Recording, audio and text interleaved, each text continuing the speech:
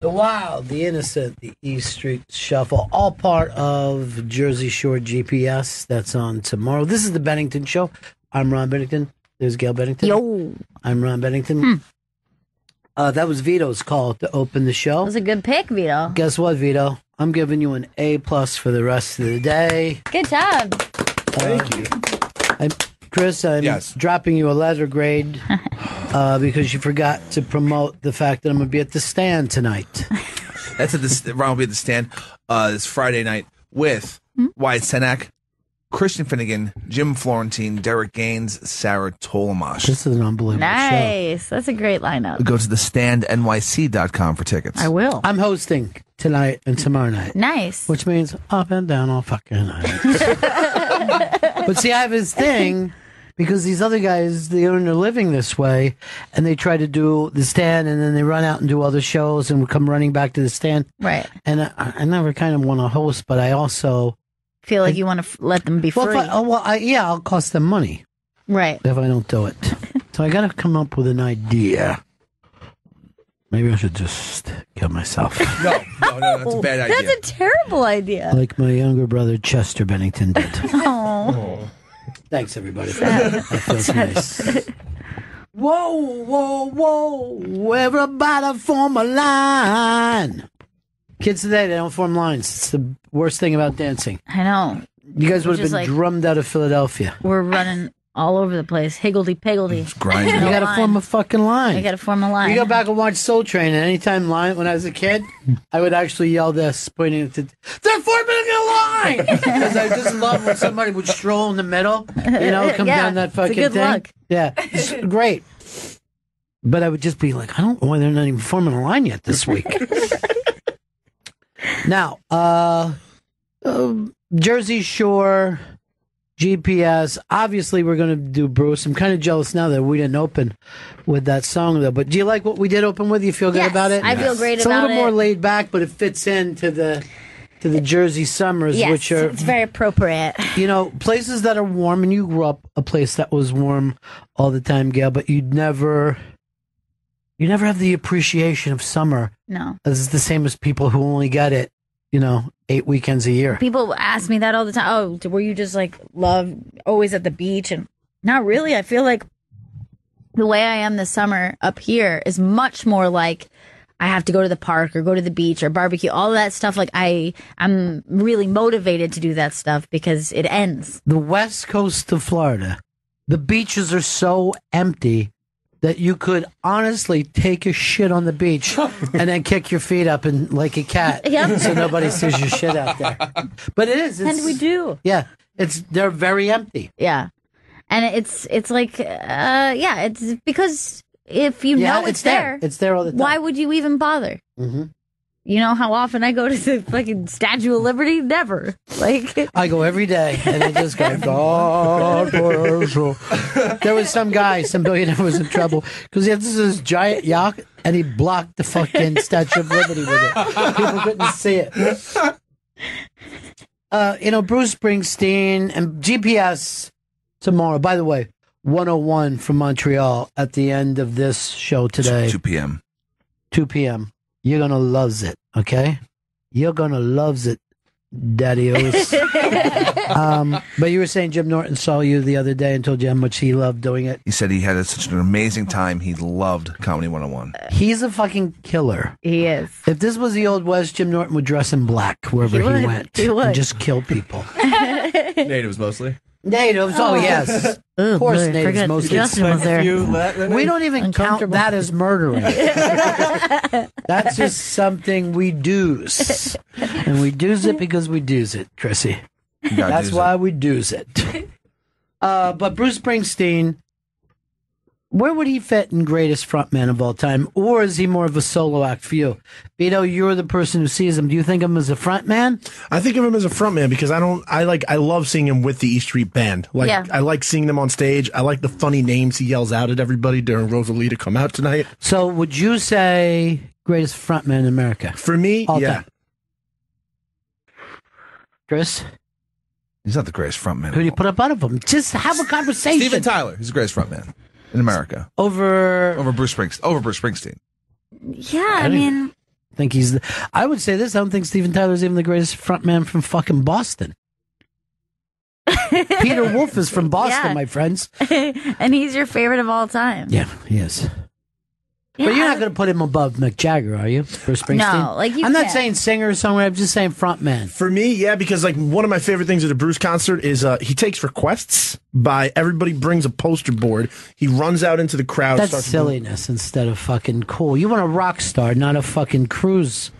You're making me turn on him. No, don't turn on him. I can't imagine Mick going, has anybody got something to hold up your poster board? It's me and Keith will play it. Sounds like Doug Lowe's movies. What about... Look, you're back now, right? You're not getting mad. You know what I mean? You're being a person. You're interacting. You're like, no. Why would you say that? I'm trying to have a conversation. What about, where would you put best frontman ever? Where would you put Axl Rose? Axl Rose is up there. American frontman. I mean, you got to put David Lee Roth up there somewhere because you're not, like I said, it's not just singing. It's the guy you can't take. You have to have an essence about you. Like a Jim Morrison. Jim Morrison would belong on that list. Yes, one of the best of all time. All time, yeah. It's not anything to get angry about. These are all great frontmen. Yeah. All Rock and Roll Hall of Famers. First fucking ballot. Okay, first goddamn ballot frontman. But when you think about it.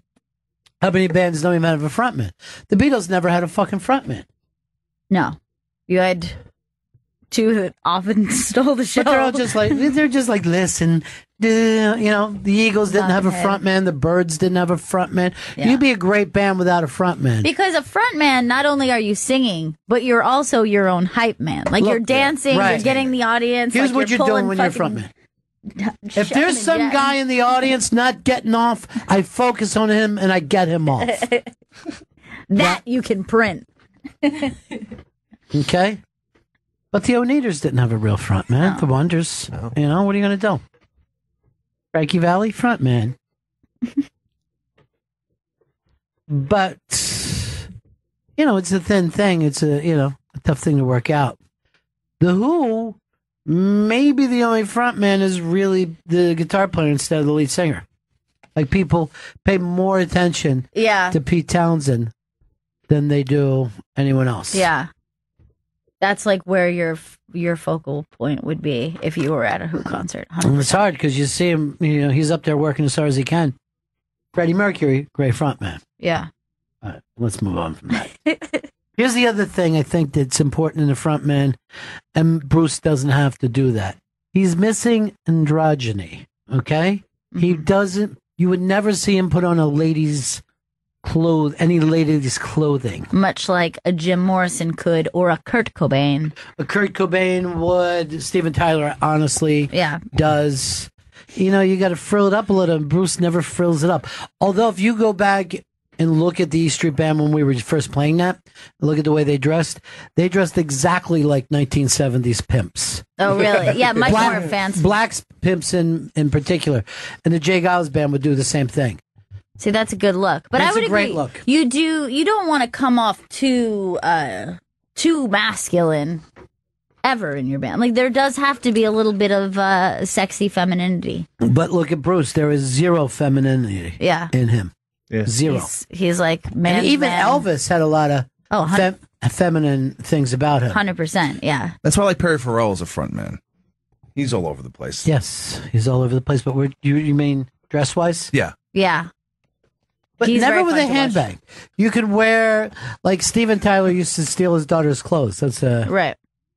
But you would never steal their purse. Like, here I am with a handbag. You just don't see him walking around with a clutch. I got news for you. I don't know why women don't do what I do and just wear a jacket, fill their pockets up. If I had to carry a purse, that purse would be left fucking behind every day. It's not easy, but we have a lot of things because you don't want to stuff your fucking pockets with tampons. It's not a good look. It sucks. Yeah. Like tampons is a big fuck up. It's a problem. Yeah, it's a problem, and hasn't really been a better invention for a long, long time. Well, they're trying to do those keeper cups. They're trying to get those going, but a lot of people are very disgusted by them. Can do. But it is environmentally sound. Who cares? And easy. But here's the problem with this, and this gentlemen are not going to enjoy this. But the problem is then you are then going to take out the cup and then you've got to just like dispose of like just like a little cup of Here's what I say. menstrual blood in a public sink. I'm guessing. Like, where's this gonna go? And how quick before guys have to do shots before they get into their fucking trap? The cup thing, fucking, I don't get it. Like, that would have been like the dare on Big Brother instead of the pickle juice. Got some cake up. No! You scratch! You gotta shoot that menstrual blood right now, dude! That was such a good Mark impression. That was pretty good. Chris, what ladies kind of fashion thing do you not understand? Maybe the girls. Fake eyelashes, I always find. Oh my God. You pretty just confusing. offended I don't want to offend anyone. I'm just saying I don't understand. First of all, you don't realize a lot of times when you say somebody has nice eyes, it's because of their eyelashes. Yeah. Now, we were all saying, for his age, Kevin on Big Brother looks great. Handsome. His eyelashes are unbelievable. He has beautiful eyelashes. But people don't say that. They think. So, and I don't know why the reason is that people look prettier with fake eyelashes or It's just like the definition. I don't know what it is. It's just like a soft look. Yeah. But most of the time when you're seeing a celebrity and you're seeing a picture and you're like, she's so beautiful, I don't get it. Yeah, she's wearing fake eyelashes. Always. Like, anytime they're photographed and they're not just like hanging out, they're just wearing fake eyelashes. All my droogies would wear one fake eyelash. But he does in that movie. Yeah. And he does. fucking looks great. He does. You know, I'm getting my makeup done for a wedding that I'm going to. I'm like a bridesmaid, and they were saying Never like you could do. It's true. It's fucking true. And Jen said they asked like you can do for this price because you have to pay for your own makeup when but then it's like clear that it's demanded that you have to do it. And then they said for an extra amount you can also do fake eyelashes. And I said to Jen, like, I probably don't need that. And she's like, you need it. I was like, you don't get your makeup done without eyelashes. She's like, there's no point. Why'd you spend all that money if you're going to not do the last thing? Though? Can you do it? I don't know how to do it. You have to glue. It's glue. Oh, it is? It's glue. Yeah, it's glue. Yeah, you glue it to your eye. I've seen a fake eyelash, like, but I never know how they went in. Yeah, glue. So you're just doing a line of glue just like above your waterline. Usually you put it on the eyelash and then you like glue it, and then you sit there for a little bit while your eyes are closed, and then it dries, and then you flutter them. I didn't know. Then you flutter them. Too much. And yet it's worth it. The men come like I running. will say, I don't know why we're more attracted to fake or long eyelashes. Say that, but we are. Yeah, we definitely are. All right, Vito. For you, I've never got rings at all. Like when I see a girl with a handful of rings, I don't get any rings at all. But like when girls wear a lot of rings. I know, and I'm sorry to come at you like this right now, but I just think like it's a hassle. You have to worry about them. What are you worried about? Losing them. I just don't like things that are on you that you can. I have them on all day. Rings. I think I'm not for that either. Yeah, but so what this thing was like, ask women why they do what they do, but men wear rings, it's particularly Italian men. An Italian man without a pinky ring is not a man. Yeah, you need it. It's a good look. But it just looks like so much. And women wear so many rings. Like she has like 2 rings off one finger. Yeah, that's right. All right. Sorry about Vito. That didn't go the way we wanted to go. Let's go over the Cree Nation, an actual native son of this continent. Justin, for you, what about women? That I don't get, like, trend-wise? Yeah. Dyeing your hair gray. Oh, I love that. I love it too, man. On some people it works, but I don't get it. I want to say that I'm way ahead with that trend because when I was in high school, I dyed my hair purple and then I let it wash out till it was gray and it was very unique. Now I see it fucking everywhere. It's super popular. That was the color I was trying to get to. Yeah. They gave me blonde. And it's just a... try to get there. It's just another color. It doesn't, it doesn't look like that person is old. Right. You know what I mean? Because it's another color of gray. But I love like an older woman with long gray hair. I find it fucking fascinating. I do agree that, that's the best look ever. Instead of just doing the super cropped, Right. you're gonna be like, and I know that's probably because it's really hard to maintain. Like long gray hair is like really unruly, but it's the best look ever. It's like you see like a badass chick with like long gray hair. I will say this: I don't understand stiletto heels. And I don't know why you don't have another pair of shoes to wear. I can't defend this. I can't even defend it. Yeah. It's fucking bananas. It's just painful, It's so right? it's so fucking horrible. They look really nice, though. They look nice, but like Is it because they jack the ass up? Is that it? And they jack the ass calf? up and the calf. The calves look They give you fantastic. height, which can be slimming. But honestly, when I was young, I wore heels all the time because I'm short, and I loved. And now that I'm older, I'm just like this. It's fucking ridiculous. I cannot walk in heels the way I used to in my youth. Like my feet are just like no. They're just wrecked, it's just right? like, and it's not. It's just like.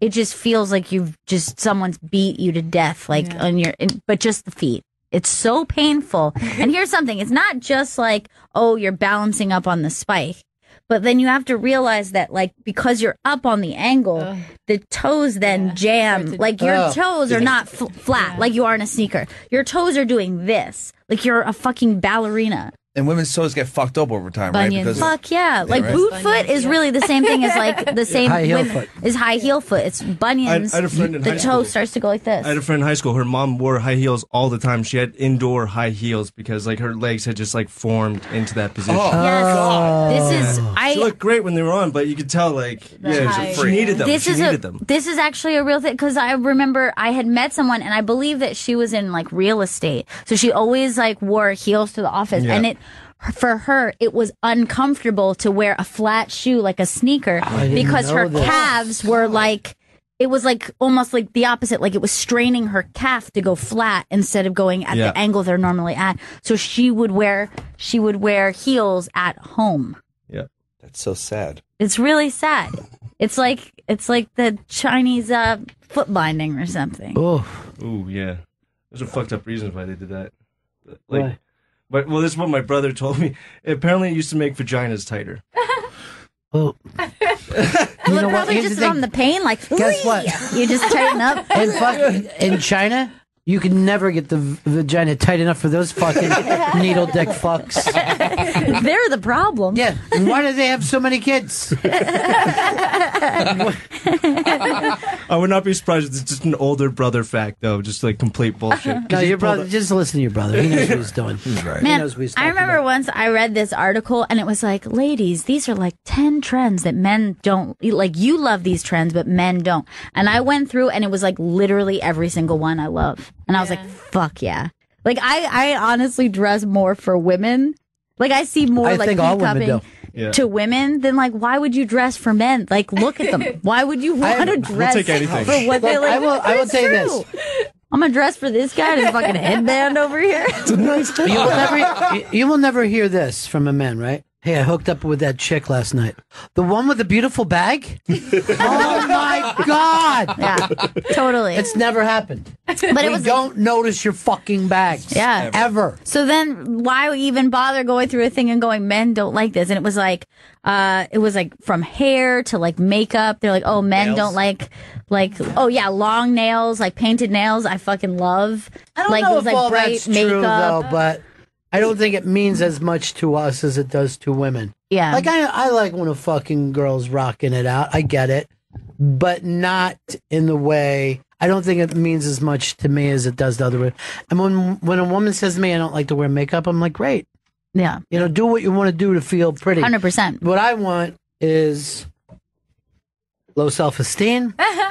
And, oh yeah? Is this a fucking contest? Then let's go. Let's fucking go. So You it's know? like the ideal female outfit then.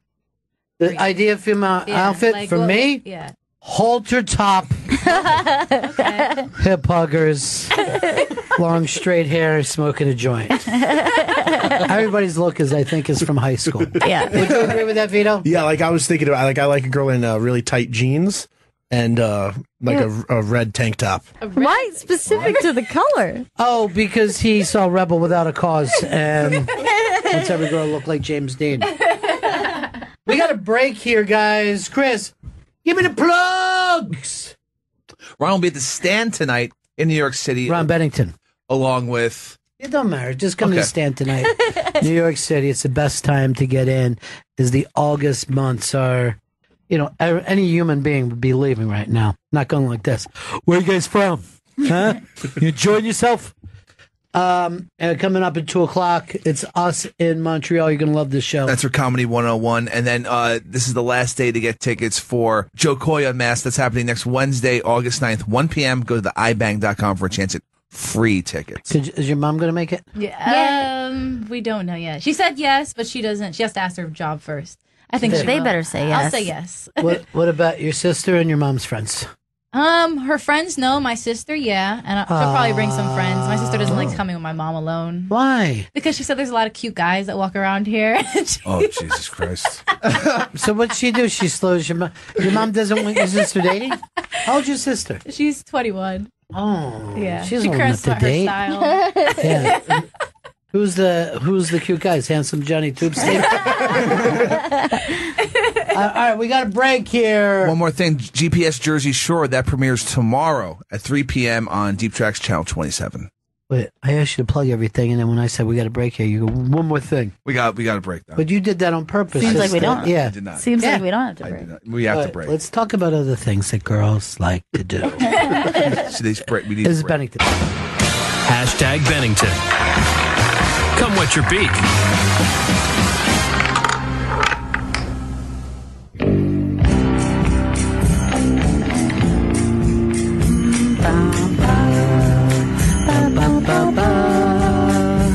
By Fall, new rejoiner music. Hey, by Fall, seriously, I want new rejoiner music and I want a new opening. I think that's great because fall is like back to school. To me, the new year starts in fall. I've always 100%. Felt that way. I think it's from school, and then also I have a fall birthday, so I feel like fall to me always feels like a new year. All right, I do feel like it's a new year, and I don't feel like the new year is a new year, and my birthday's literally then, and I don't give a shit. I'm like, that's not really the new year. The new year's the fall. Yeah. So I'm already behind this year, and so next year I'll catch up. I mean, the Wiccan New Year starts in fall as well. Yeah, I belong to a coven, so we all like, hey, Happy New Year, it's fall. And then we suck a baby's blood. Bum, bum. Coming up, Comedy 101. Yes. From Montreal. It is exceptional. Jim Norton, Dan Soder, Jimmy Schubert, and of course, Tommy Jonigan, our surprise judge, who... He felt like he started slow because he feels like he's nice, but he got good and vicious by the end of it. He's a killer. He was fantastic. So that's coming up in just a little bit. And Montreal was such a great time, huh? Yeah, it was such a blast. And this was like a situation where it was... Is that your music rocking? Yeah. Normally it's my music that just starts. I can't believe that was me. I never do that. Yeah. But yeah, this Comedy 101, I really feel was like unlike any other one we've done. Mm-hmm. Like it was such a different mix of comics, and like I think it was kind of like one of the most fun ones we've ever done. It's real great. Coming up in just a little bit. And, Montreal was great because you're staying at the Hyatt with everybody. Yes. And it's a good time. And you're like, and that's, I would say, a huge part of the trip is just like getting to hang out with the comics in the hotel. And you know what I did that was crazy too at the hotel? And I did this, it's something that infuriates me. When I left fast and didn't take off my maid service thing. So I came back like 7 hours later and I had no maid service. And my favorite thing in the world is coming back and the room is clean magically. I wish life was that way. I wish like when I left here, and walked back into this room, it was all cleaned up for me. I actually always, just before I leave a hotel room, will do like a little bit tidy up of my own stuff, because they don't want to mess your stuff up too much. And then this way, when I come back, I'm like, it's almost perfect. Yeah. The only thing different is I have a suitcase in it. Well, there's always things of like, if you have papers out and all. Right. I'm very quick to like, because I always have like prep work or something to put them in a trash can. Because I want cleanness when I get back. I know. And I don't want to see the maid. I don't like to sit in the room while the maid's cleaning it. No, I can't. I actually feel like I've walked in on somebody doing something. Now, what is to you like like the typical tipping protocol for maid service in a hotel? Because I've never really looked it up to see if I'm doing it right. I'm just going on instinct. Well, I believe, I may be wrong about this, but it's $5 per person per day. Now, what a lot of people do is wait, and if you're at 4 days, they'll leave their tip at the end. But I don't do that because I know for a fact that it's not the same maid every day. And I'm a $10 tipper, Canadian money. Oh, yeah. So here's the thing that I think is like where I mess up. I've never done the everyday tip. I've always do at the back end, and I tip for the entire stay. And now I just found out, I feel like I've just fucked over 90% of the maid service of my life. Just figure if you went to a restaurant, you wouldn't get the same person every day. But maybe they also benefited that. You know what I mean? Yeah. Like a lot of people are like, hey, make me a Sunday maid. Because they know, you know. Vito, what is your typical tipping protocol? I usually just do $20 to $25 on the final day. And I don't like the maid in my room that much, so I leave my do not disturb thing on for like most of the time I'm there. Really? A lot of men are like that. They don't like the maid. And they will say, no maid service if they're there when they come in. I normally say, yeah, come on in, and then I'll go get a fucking little snack or a drink or something and come back. But when that happens, I always put the money in their hand. Because one of the reasons people stiff maids is because they don't see them. And like, they're going, you know, even at $5 a day, right? Which I guess could add up. But look at people that's what somebody who serves you lunch gets. Right, of course. And it's harder to clean a fucking room than do anything. Yeah. And you come back and that room's perfect. Yeah. Like better than if I could clean it. They're in there like scrubbing the bathtub. Let me tell you something too, and we're bringing this up. So many times in the airports now, they're having you check yourself in and out of stuff. Yeah. Hotel lobbies are doing it like, oh, you just get what you want and run your card. The fucking baggage thing in Montreal, did you notice that? You go there and put your own bag on and it sucks down. I'm telling you what I want. First of all, I want to see people work. I don't want people not to have jobs. Right. I don't want to see some automation and go, oh, this is great, when somebody else could be having a job doing it. Right. 2, I want service in this world. I appreciate service. I don't want to fucking make everything a horn and hard arts where I'm going and I'm fucking putting the money in and taking a sandwich out and then finding a table. Where do I sit? Oh shit, I got to go back and get a drink. I want to fucking come in. This is your table, sir. We're going to fucking take care of you. And you know, I was eating it. I'm not like you guys. I don't eat it excellent because of the name. I have a little place down the street. Waiter got to know me by the end of the week. Why? I'm going to take care of that motherfucker. Yeah. Make sure he has a nice... And you're going to take care of them American style, too. Yeah. You know what I mean? American like style. You're not like tipping Canadian style. I don't want to go, oh, I'm at a Hamptons Inn. Let me go make myself some cereal. I'll fucking pop this bagel into an oven. I want somebody to do that. Yeah. By the way, I really struggled with that thing. She made me lift up my suitcase on this big thing. And I was like, I normally don't lift it. It's on wheels. So I was like, this is very heavy. Can I have help from And guess someone? what? You're a young person. What about elderly people traveling? I know. You know what I mean? You're going to hurt somebody. Somebody's going to fall down there and roll down that fucking thing. And when I was a kid, right? A baggage handler at the fucking airport, that was a great paying job. Yeah. You're like, hey, how's Jimmy doing? Oh, you didn't hear? He's a fucking baggage handler at the airport. Yeah, because that's always like taking people's bags. He's doing great. Because it's like that. It's like airport for some reason also was like, I think still like an exciting gig. Anything involving flight, and then plus, I think there was like really solid union. Dude, work. Yes, it was always a good union job. The only job that you didn't want to do was the food stuff at the airport. Any other job you'd want to be the guy who fucking, oh, can I take your bag out? Oh, here. Thanks for the $3 and having that happen 50 times an hour. Here, let me pull your bags here to here. $3. I was at the airport waiting to go up there in fucking Jersey. A Southern guy was talking to these airport employees, and he's like this, you ever been with a white man before? Blah, blah, blah. He fucking, so I fucking turn around to him and I'm doing it. I get a line from Bonnie that I use now. I go like this. Hey, what year is this? Yeah. Right? He goes, where are you from? I don't fucking say a word. Just keep glaring. I fucking glare him down. He goes back to talking loud. They leave. Then all the girls that were answering his questions were going, oh my God, he was horrible. He was like an older man. Yeah. But to me, it was like a half a fucking mental. Oh. But he's asking things about sex and race. You don't know any of these fucking people. Jesus Christ. I'm like, these people were working, and they were the type of people that was like, they're doing more physical jobs or driving the fucking carts or whatever, mopping up or whatever. Leave those fucking people alone. It's so weird. Snap your fucking ankle right here in the middle of the airport. Just get you down, turn your fucking ankle to a break. I know an old guy, he can't lose his ankle. It's all bad from that. You would be surprised people are very comfortable with making comments and questions about anything related to like race and sex. Right. And the mix of those two. You things. ever had a white dick before? Like a thick white dick? Excuse me? I'm just talking to her. He tried to do that.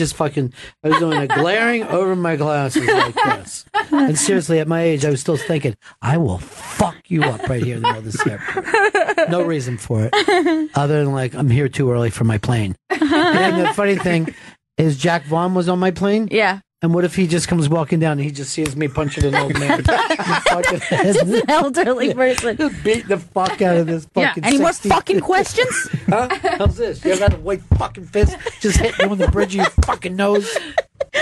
White fist. But a lot of people don't tip maids, and the main reason is they don't see them. Yes. You tip a waitress because you see a waitress. But let's suppose the food, you never saw your waitress, the food just shows up. You're not going to tip the same way because you haven't had that social interaction. Now, I used to work in a hotel, so I know it's a very touchy thing about maids.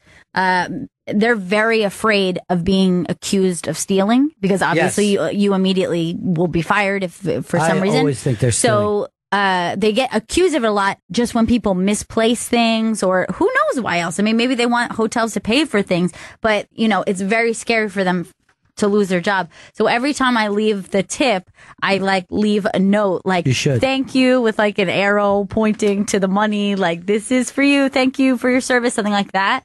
Because I know that they have been in situations where they're like, I don't know if that's my money. Maybe I should just leave this money. I always leave a note that says, is this mine or yours? Bum, bum, I think you dropped this. Bum, bum, bum, bum. That is a good point. There should be a tip. There should be a tip dish. Then people would know to leave some money there. And right. Yeah. Like a marked little jar. And you know what? They should something nice. They should also say, oh, by the way, it's not the same maid all week. So yeah. Don't be a fucking dick about it. I hope that's how it's written too. And by the way, don't think you're getting the same fucking maid. By the way, when they also say oh, do you want your towels done every day fresh? Yeah, I do. I don't want you just to hold up a towel. You know what I mean? Don't tell me it's to save the earth. I'm fucking. Suppose I was a new guy who came in here. I don't want that fucking. I don't want that towel from yesterday. Why would I want my towel from yesterday? Wash it. Let the fucking ozone fall, but wash that fucking towel. I've been to places that have a little envelope with a picture of a butler that says, "Remember, you have a maid service. Leave a tip in here." I just thought of something. Well, I've never had that. Literally never had a butler wherever I went. This is a picture, a little drawing of a seriously, butler. There's never a fucking hotel with a butler, even a nice place. Concierge maybe. But I forgot when I worked in a hotel, there would be a thing in the closet, right? Yeah. So I would have a key to that in case somebody called after the maids and said I didn't get any shampoo or I didn't get any fucking whatever. But I forgot these maids used to stack all the fucking old school girly books in there. So you would go in there and you're just like, Jesus Christ, the number of fucking skin books that are left. Because a lot of the maids were older. You know what I mean? And they got to just look on these cock books. Now, why do you think people are bringing so many nudie books to? Well, I think people think of hotels as a place to jerk off if they don't. They're either with a hooker or they masturbate. If you're staying anywhere here in Midtown, and this is fucking hand to God, you're looking at your hotel, you're looking at other hotels. Yeah. There are businessmen standing in the windows, jerking off, hoping to be seen. And I'm not kidding when I say this. You can look up and see 18 fucking dicks stroking in a Midtown hotel. I've done it before because when I moved to New York, I stayed in a hotel for the first fucking month, right? And there was a big hotel across from me. And I just look over and I'd be like, look at these guys. And I'm like, and I bang on the window. I go, you're jerking off too? I'm not the only one. There's a bar downtown called Brass Monkey that's right under the Standard Hotel. And when you're drinking on the rooftop and you look at the windows, every summer, 5 to 6 times over the summer, I'll see people having sex or just standing in the window looking down fully naked. Yeah, that's a very common. The sex, they open the window, pull the blinds. There. So hotels, for whatever, they're a very sexy place to people. They're fuck palace. Yeah. They should just say fuck palaces. But that's why it would make so much sense that if they wanted to legalize prostitution, put it in nice hotels. Yeah, not fucking shitty ones. But like, yes, for $180, a woman will get up and you can have sex with her. Yeah. So you could actually like check that off on the card. Like, I will have, like I'll have like a coffee, scrambled eggs. They'll be like, well, JFL is paying for your room, but we need a credit card in case you decide to have sex with someone. And we know you will. We know you will choose. Choose wisely. Choose wisely. And the sex acts are also broken down on that little card as well. I'll take 1 HJ. What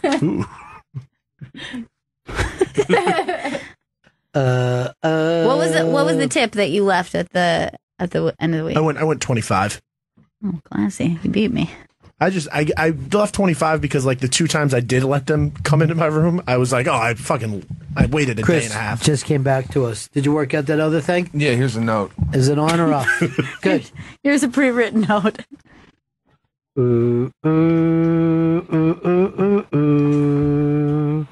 Pass. Okay, done.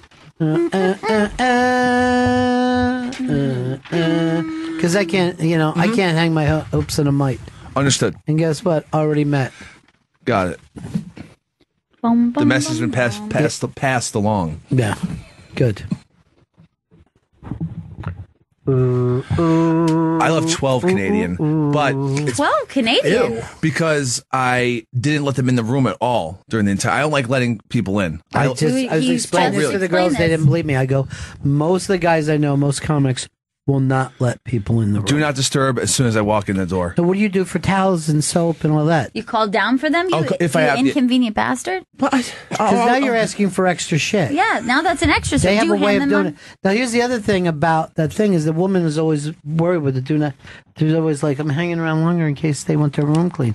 Just fucking be a regular person. Get your room clean. I got calls from downstairs like, excuse me, sir, do you want your room cleaned? You know why? Because you're like a dope addict, heroin addicts. Yeah. I'm not even making that up. Heroin addicts never want their fucking room clean. Yeah. They just want to Don't do mess heroin. with my stuff. They're like, oh, there's little blood dots all over your towels. Is that from the heroin? Mm-hmm. It is. Please don't replace those. They're bringing it in from Philly. So you felt you could go lighter because you didn't use it much. Exactly. And you don't tip every day, just at the end of the week. Just at the end of the week, yeah. And it's not like being cheap. I'm just like, they didn't have to do anything. This is one thing they could just pass. But she's going to work. Yeah. You know what I mean? All right. So your fucking point of it's only worth $2 a day, she goes to work to make money, not to fucking have you sit in your room. Fucking, first of all, I know you're out in the daytime. You could easily have them clean the room. I still don't like them coming into the room with my shit. You have nothing to fucking steal. You really don't. Nothing to steal. And one of the fucking hotel airports, right, was telling me like they were going through. They're fucking slowing everybody down so they could check your bag against who you are. And I go, what the fuck is this? You know what I mean? Check my bag, check my identification. Oh yeah. And they go, well, keep it from stealing. I said, what? Stealing clothes? Where's the fucking market in that? Oh, look, I got a bunch of 36 pants. You know what I mean? Like, you're going to go to Goodwill and they'll go, leave them here, but I'm not giving you any money. You know what I mean? Like, why is anyone stealing suitcases? I would never leave money in my fucking suitcase in a million years. No, jewelry, maybe? Who would? I don't know. I don't know any. Get my jewelry right fucking here. It's valuable. Yeah. I'm going to go, I'll throw it in a bag and maybe it'll get away from me. No fucking way. You're going to put your dope in the fucking suitcase or in your sock? These fucking people, they're crazy. No one's stealing fucking suitcases. You're making that up. Yeah, that's very weird. You're just trying to make the airport as unpleasant as you fucking possibly can. Guess what? You have. I don't have anyone stopping me in a train station. That's a way to fucking move around. Blowing up a train would just be as bad as blowing up a plane. But no one's going like this. Excuse me, what are you doing? Going about my fucking business, motherfucker. Actually, it'd be more inconvenient to blow up a train. There's more people. And then the tracks get fucked. Don't start talking like that. I fucking throw it out as another line of transportation. He wasn't saying it's a good idea. Yeah. You're putting together a plan. I'm not playing nothing. You watch Fight Club twice a fucking day. Love that movie. Chris did the worst thing you could do at an airport on our way to... Shit. I can't even tell you. Shit on the floor. It's actually fucking worse. We're sitting... I wanted to kill him. I'm going to preface this with the fucking gate was the farthest gate from security. So I've just got to where the gate was, and I walked about a half mile, and I'm sweaty, and I'm annoyed. And so he gets there, and he sits down, and I'm like, hey, man, can I get you a water or something? And he goes, no, but you could get me a fucking gun. He yelled, I know. I when I said it, I realized I'm in an airport, but no, I didn't realize. About the cigarettes? It was, yes. It was like about Did you get duty-free smokes up there? You smoking weird ones? No, I didn't get that. I didn't trust the fucking process anymore. I don't know what. They let me walk out with stacks of fucking Cubans, and I was laughing, and I was like, I was going to take a picture and send it to Gail, and then I'm like, I don't want these comics to know I got fucking Cubans. They're coming out of the woodwork as it is now. There's a guy, every time I see him, you got an extra cigar? What are you talking about? You want to be a cigar smoker? You got to fucking do it yourself. That's a bit much. To me, it's like walking up, like if I was fly fishing, someone walks over, you got another rod and reel? And some waders? I'm going to put wader boots on. You're obviously not a fucking fisherman. Bumming a cigar seems like the ultimate in crazy. Yeah, because listeners ask me all the time, they go, it's my fucking dream to smoke a cigar with you. I go, and then you don't bring one for your fucking dream? Bum, bum, bum, bum, bum, bum. Yeah, it was pretty much the most terrifying thing to hear him scream loud in an airport. Give me a gun. Why? Because you had to walk? It was a very long, it was like a fucking mile. Dude, it was really... A mile in an airport. It was like the very last terminal in LaGuardia. No, JFK, is that what it is? And it was a long walk. But we all did it. We all met up. And then we looked up when Chris was coming down the escalator, and he looked fucked up. I mean, he looked fucked up. No wonder that's why they didn't bring you the cigarettes. They're worried it would kill you. First of all, the tiny fucking plane in your book, you're lucky I was on the flight with you guys. I'd be punching you in the neck. So you had a big plane? Oh, yeah. Big, giant fucking plane. It was beautiful. We had big fucking TV screens. What? But the thing is, I don't want to travel with Chris because he's like 7 a.m. We catch the flight. I put and that it's shit. a tiny fucking dangerous plane. There's no roof. It's a biplane, Ron. Dude, don't be fucking sexually attacking me. No, like an old school biplane. No. We all know what that means. Let me ask you guys very, very quickly here. Yeah.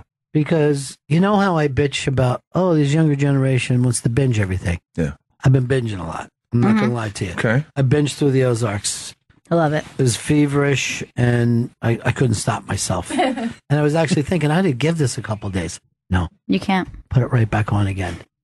Put it right back on. I need something new to binge. And then I got, maybe I should go back and binge The Shield. I never saw The Shield.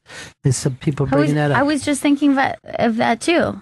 And people binge Justified because of Walt. Oh, yeah. Yeah.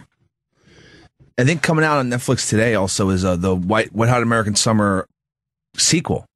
So you fucking kidding me? Yes, today. Yeah, the Wet Hot American Summer sequel. I'm going to go right on and binge it. I'm going to fucking I'm so glad I brought this up. The shit out of that.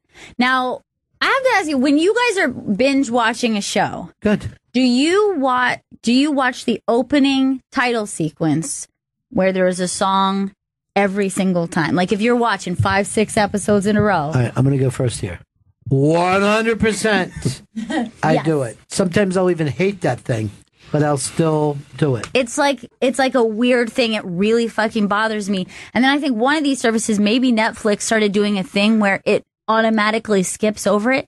No fucking thank you. You want to give me an option for it, sure. But they force skip now. No, I don't want that. I want the intro every fucking time. I don't know why. Woke up this morning, got myself a gun. Because usually, remember we used to do the funny dance to that?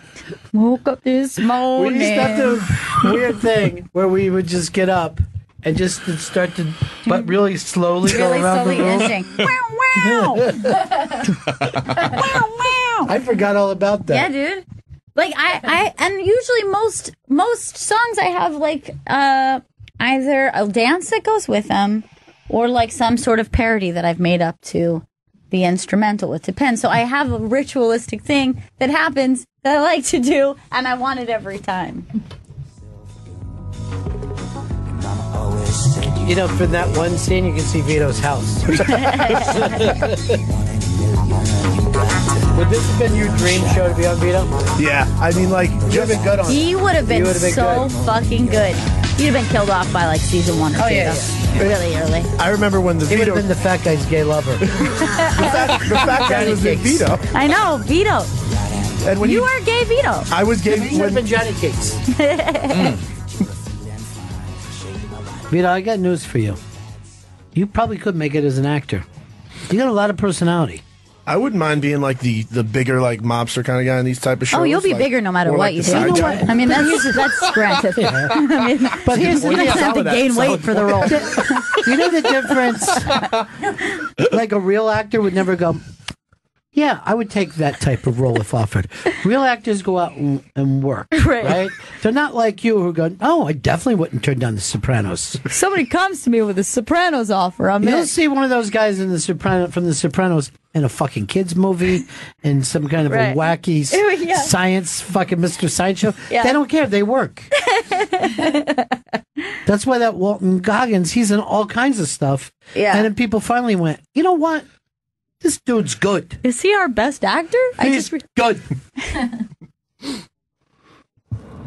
I skip the intro sometimes, but for a lot, like I'll watch the intro for the first season, and then a season later I'll go, you know what, I haven't seen the intro in a while, and I'll watch it for a few episodes. I gotta have it every time. It's like a ritualistic thing. It feels like I haven't seen the whole show. I feel it too. I feel like I've even moved a week ahead in my life too. I'll just be like, I try to figure out what I did the past week. That happened in 15 seconds. I'm like, oh, things are going good. I got a promotion at work now. I've moved up, and I got a corner office. You know, and I just let all the time go by. I also don't even particularly like that they skip the ending credits. Like they do an automatic skip edit ending credits. I mean, they're going to read some stuff. And like Netflix will do some weird shit where they'll just be like, you want to start watching this thing immediately? Yeah, it's not the next episode of something. It's another show. It's smart though, because it forces you in, because you're just like, sometimes you just don't move and you're just like, yeah, I'm letting this happen to me. But then I'm like, does Netflix really know me? Do they think this is something I would like? Yeah, but it'll be a weird thing where it's like you've just binge watched the entire season of Wet Hot American Summer. It's done. You've watched the last episode of it, and they're like, now would you like to watch Deer Hunter starting in 5, 4? And you're like, no, this is not. No, I'm not my headspace. I'm not in the headspace for that right now. Yeah, but I don't want to touch the clicker. You know what I mean? I'll let Netflix do it. Plus, like a lot of shows have really good ending credits songs. Like they'll like have a new, like if it's like a modern show, it's usually like a different song. Yeah, like a Mad Men. Like when Mad Men would do that it. was always the best. Yeah, Mad Men had great soundtrack. Oh hell yeah! I've been skipping intros now. I used to not. Now I have been. Even the shows I'm not binging, I skip the intro. Like I'll watch Game of Thrones on like HBO Go, and I'll skip the intro. You're sick. That's fucked up, dude. That sets a tone. It sets a tone for the show. I've been watching it for 6 fucking seasons. Yeah, but I know what the tone that's going to be set.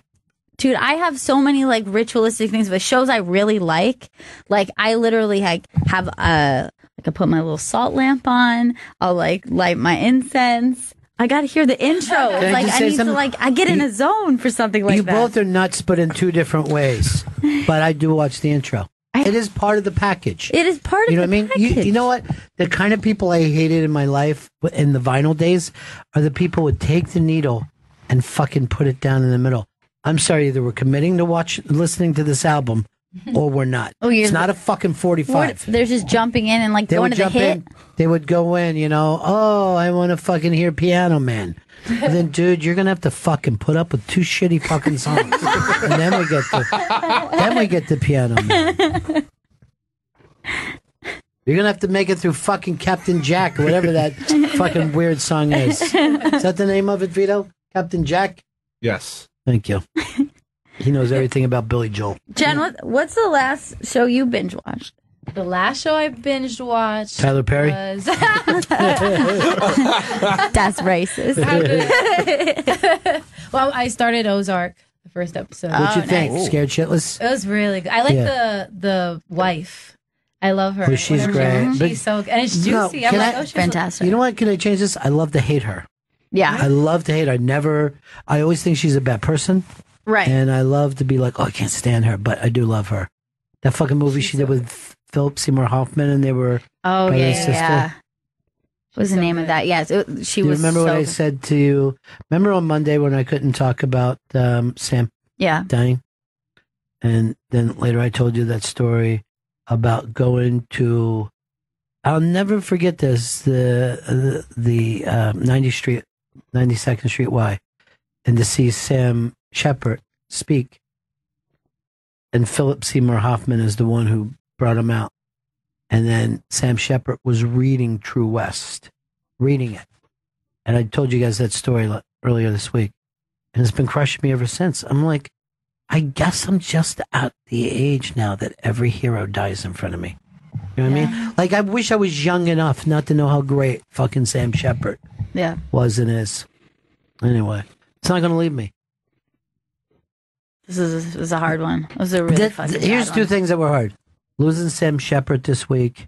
This is 2 things that stayed in my mind.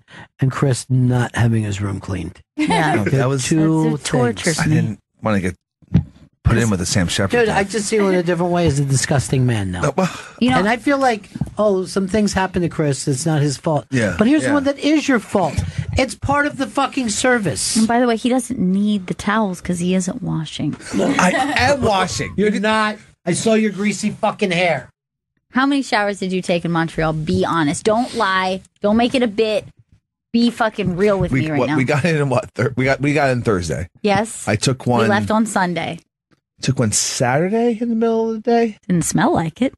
I got him Saturday night. Moved over 2 seats. Vito, you telling me we got to break again? Yes, we have to break Well, again. guess what? The next time I break, it's going to be your ankle. Oh, how's that? I don't like that very much. Thank you. I will. Sorry for bringing up the Sam Shepard thing again, but I'm still I'm never sensitive. going to lose it. Yeah. I'm never going to lose it. He was also a dream interview that I wanted to do, and I know that he doesn't really do interviews, but in the back of my mind, I'm like, yeah, but maybe that'll happen. I had the same thought. Same thing. Like, here's the weird thing. Like, how sometimes you're like, oh, there's an artist that I like. I bet if I get the chance to talk to him, it would be great. I get that chance. Not everybody gets that. Yeah. It's like that fantasy is true for me. Yeah. But it'll never be true of Sam Shepard now. I'm the buried child. Okay? No. That's the curse of our starving class. Do you know that they are going to make a TV show about the right stuff? No, I didn't. And instead of being like upset about it, I'm like, I'm going to watch that TV show. Binge it. That's how much I love the early astronauts. I love the early astronauts, Chris, the way you like dirty towels. I don't see anything wrong with them. Because you're rubbing dirt on yourself, buddy. That's it. I'm going to just give it to you. As long as they're semi-dry, I'm down to use it again. All right. Break. Right back, Bennington. Last chance to get tickets to see the big Joe Coy Unmasked. Tell them how to do it, Christopher. That's Joe Coy Unmasked, happening next Wednesday, August 9th at 1 p.m. here at the SiriusXM studios. You go to the ibang.com for a chance at free tickets to Joe Coy Unmasked. Coming up next after this break, Comedy 101 from Montreal, Canada. Jim Norton is on it. Jimmy Schubert is on it. And, of course, Tommy Johnigan is on it. And Dan Soder is there, as well as Ron and Gail Bennington. And a shout-out to Chris Stanley, who I bring up to everybody I haven't been able to say all night. And your friend, Papers of Cheese. Justin is on the show. Justin! I had a blast doing it, guys. Really? Yeah, I got my ass handed to me, but it was fun. You got a little bit of an ego. You didn't roll with the punches. You were like, hey, motherfucker. Trying to fucking finish my story, motherfucker. It's going to be a lot of fun coming up soon. Your girlfriend there that night? Yeah, she saw me. She loved it? Yeah. She's fan of all the judges, too, so, like, who wouldn't be? Yeah. Who wouldn't be? Did it. But yeah, no, that show is great for, just the open mic scene in Montreal has gotten 10 times better because of this show. Stop it. These guys have been doing the same sets, for a while, and, like, to have our, like, flaws pointed out at us, like, by, like, these guys. Physical flaws, though? Does that help? Sometimes. With the fact that they're black? Hey! I said, I was going to give away a line from the thing, but I'm like, you think you are here, but where we're from, you're not. All right,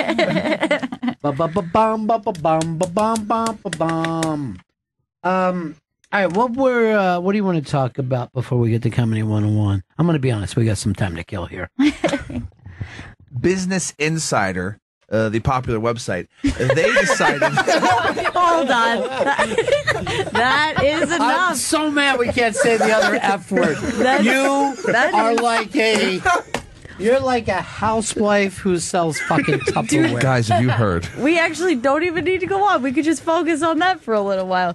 Business Insider. A popular website. Why would you even say it? It's like a bizarre newscaster, but like more so out of touch. All right, Business Insider ranked all of Quentin Tarantino's movies.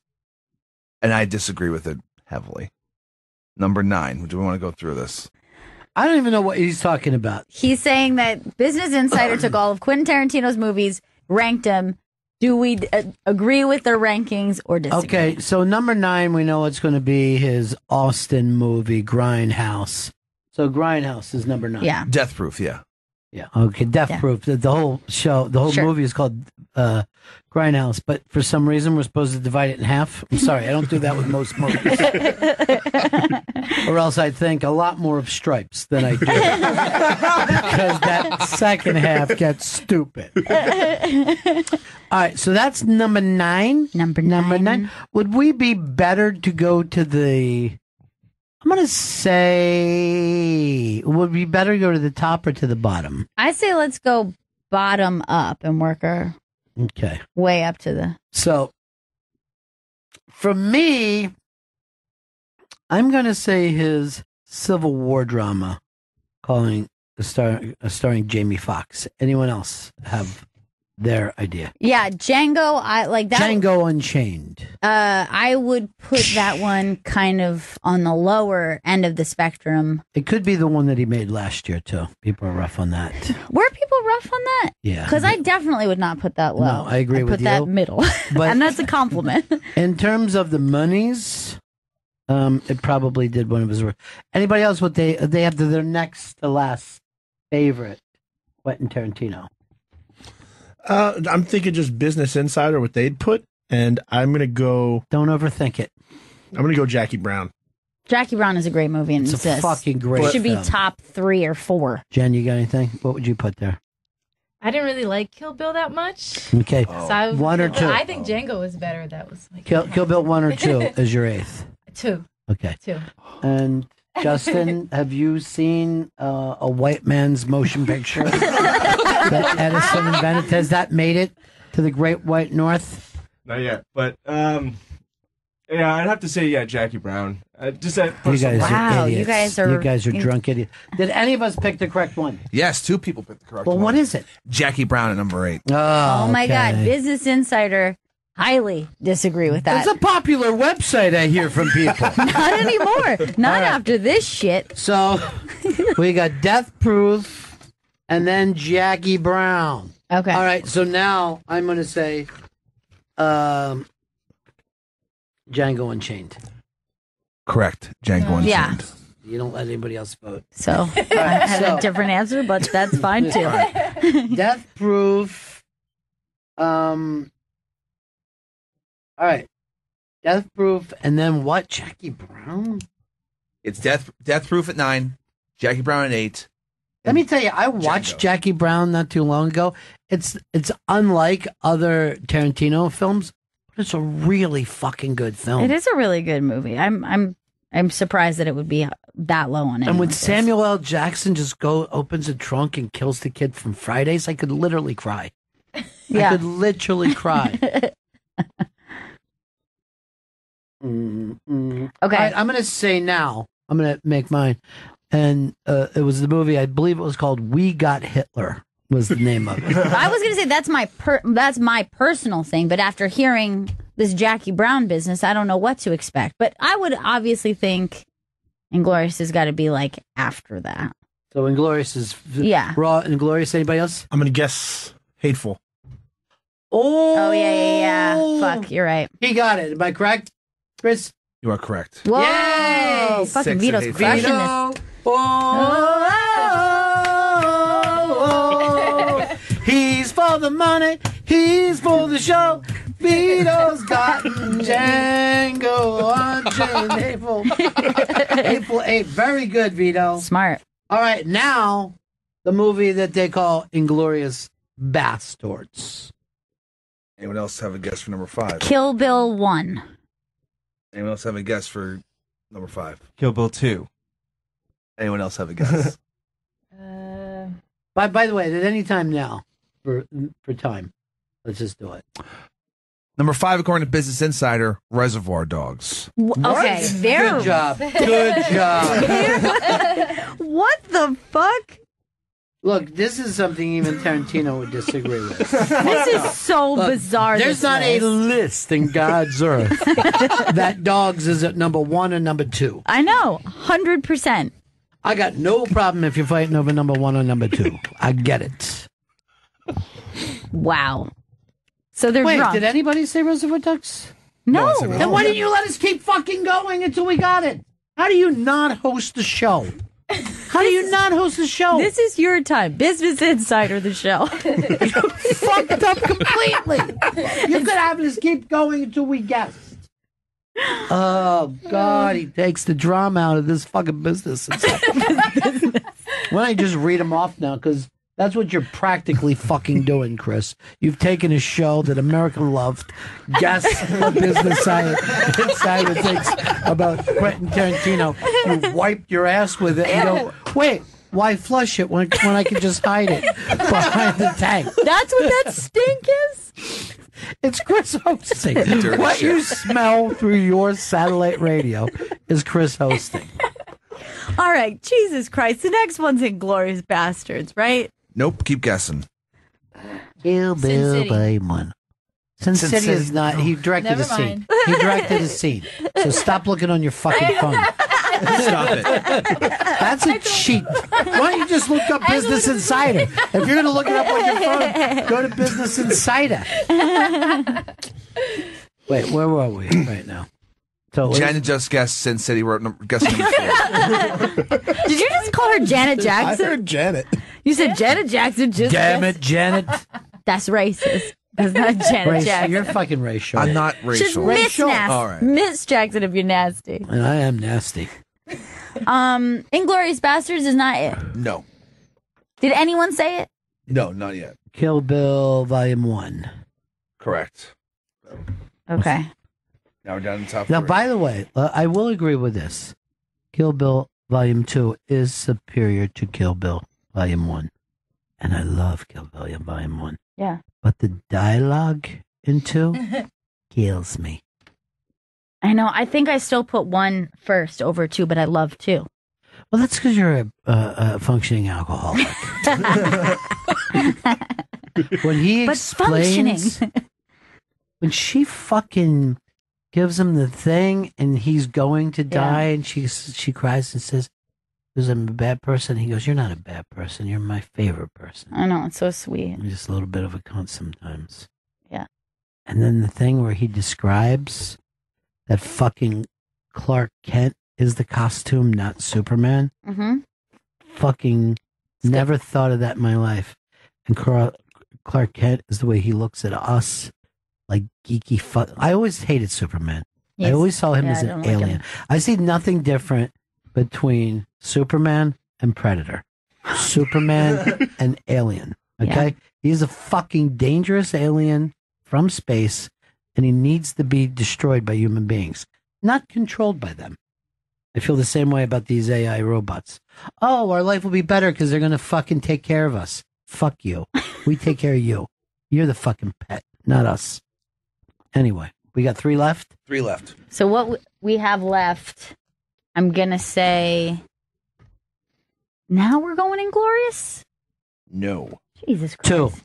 2. Kill Bill Volume 2. We fucking love Inglourious. And then Inglourious is number 2. Correct. And Pulp Fiction. It was a teenage wedding and the old folks wished them well.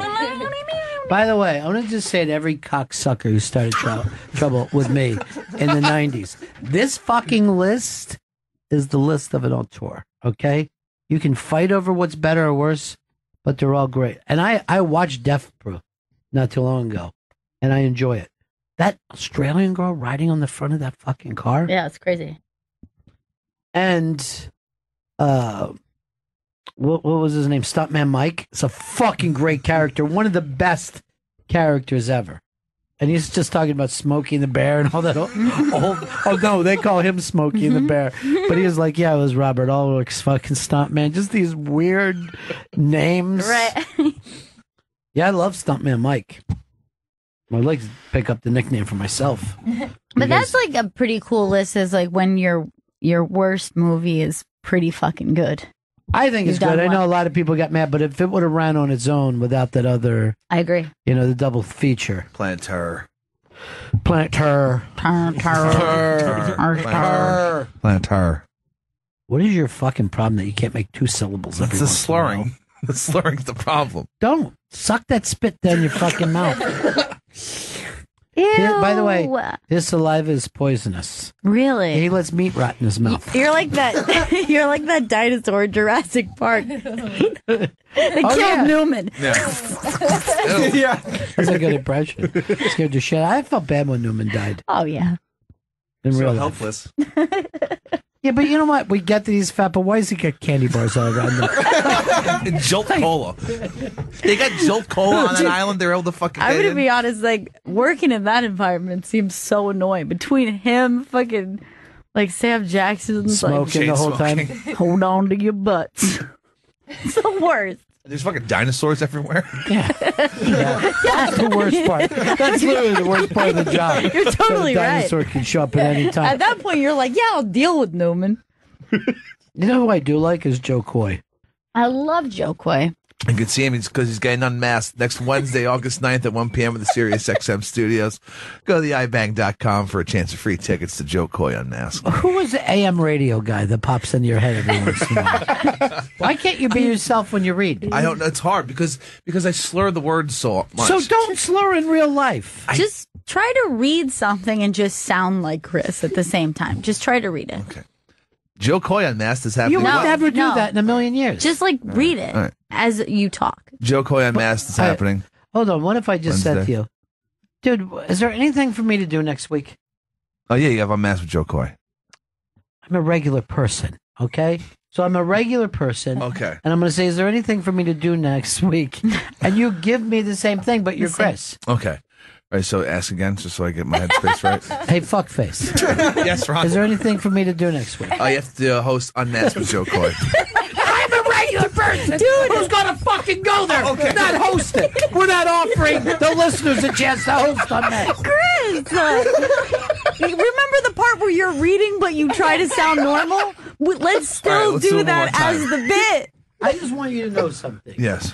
When you die, I'm going to put it in the obituary dope somewhere. I'll go, this dope passed away today, unable to follow a simple instruction. Okay. Okay. He just says okay. No, well, because I just said it. I was going to put dope in your obituary. Okay. we're going to get through He's this. thinking about reading and getting through it instead of being a person. You're like, I'm trying to get through a conversation with another person. You know what? Yeah. You're not going to do it. I need a new topic now.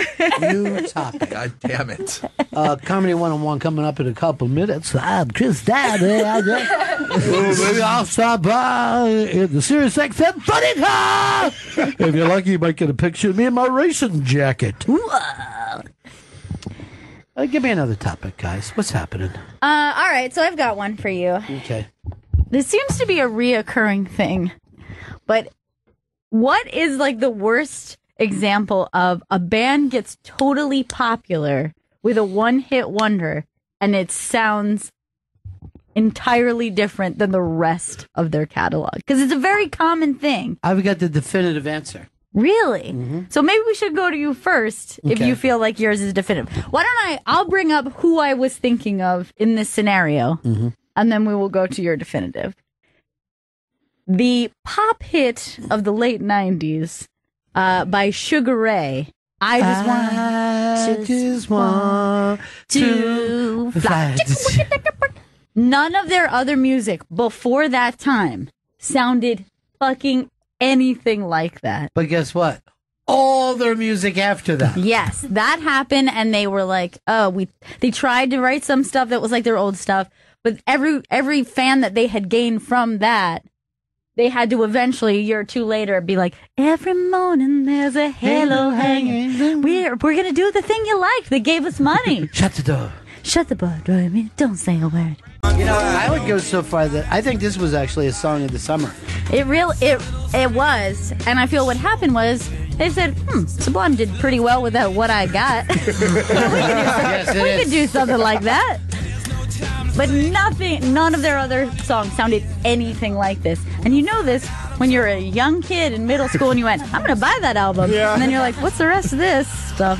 Sweet Home California. That doesn't sound like Sublime at all. This band does not rip them off consistently. By the way, plug me in. I need to be charged.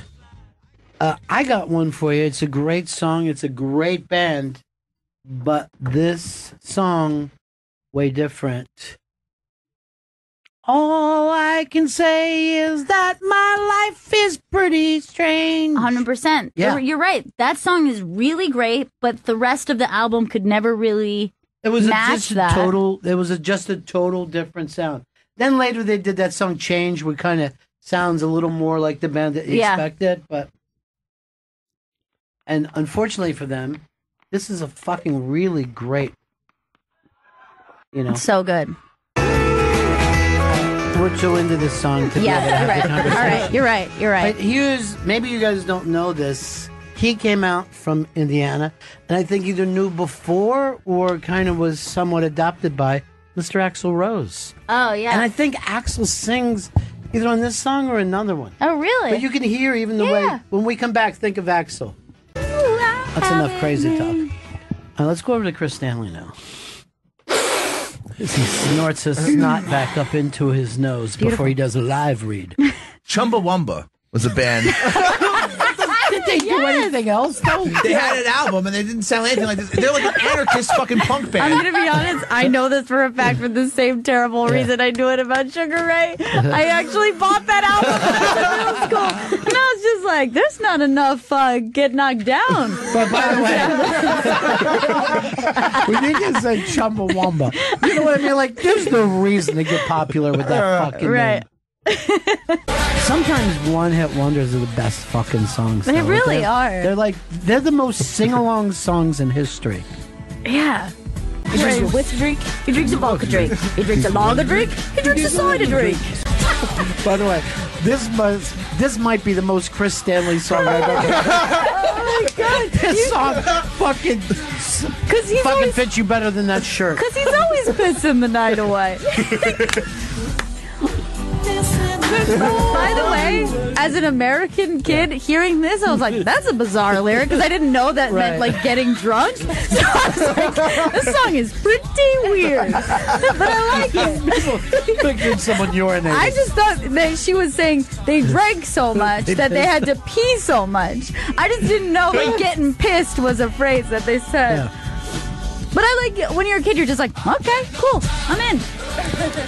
I'm never gonna kick me down. Oh, get knocked down. All right. Chris Stanley, that was an excellent choice because I'm never going to hear that song again. All right, before we go to the babies, I'm going to go to Vito. All right, so Third Eye Blind is one of my favorite bands. Oh my God, just enough there that you should be out of radio. I fucking love Third Eye Blind. Yeah. And their one-hit wonder, Semi-Charmed Kind of Life, they did that other song, Never Let Me Go, Never Let You Go, that sounds kind of like it. What? But then all of their other songs don't sound anything like this big poppy, like sing-along. Was this the late 90s? Yeah, this was But wouldn't they have the, like, standing on the edge, don't jumper off? Yeah, don't you think that kind of sounds like it? Sounds like the same band. No, because I feel like this one's like a hum-along. Boy, it's an annoying song. Yeah. That's almost like rapping a little bit. Yeah, it is rapping. It's talk rock. They get the do.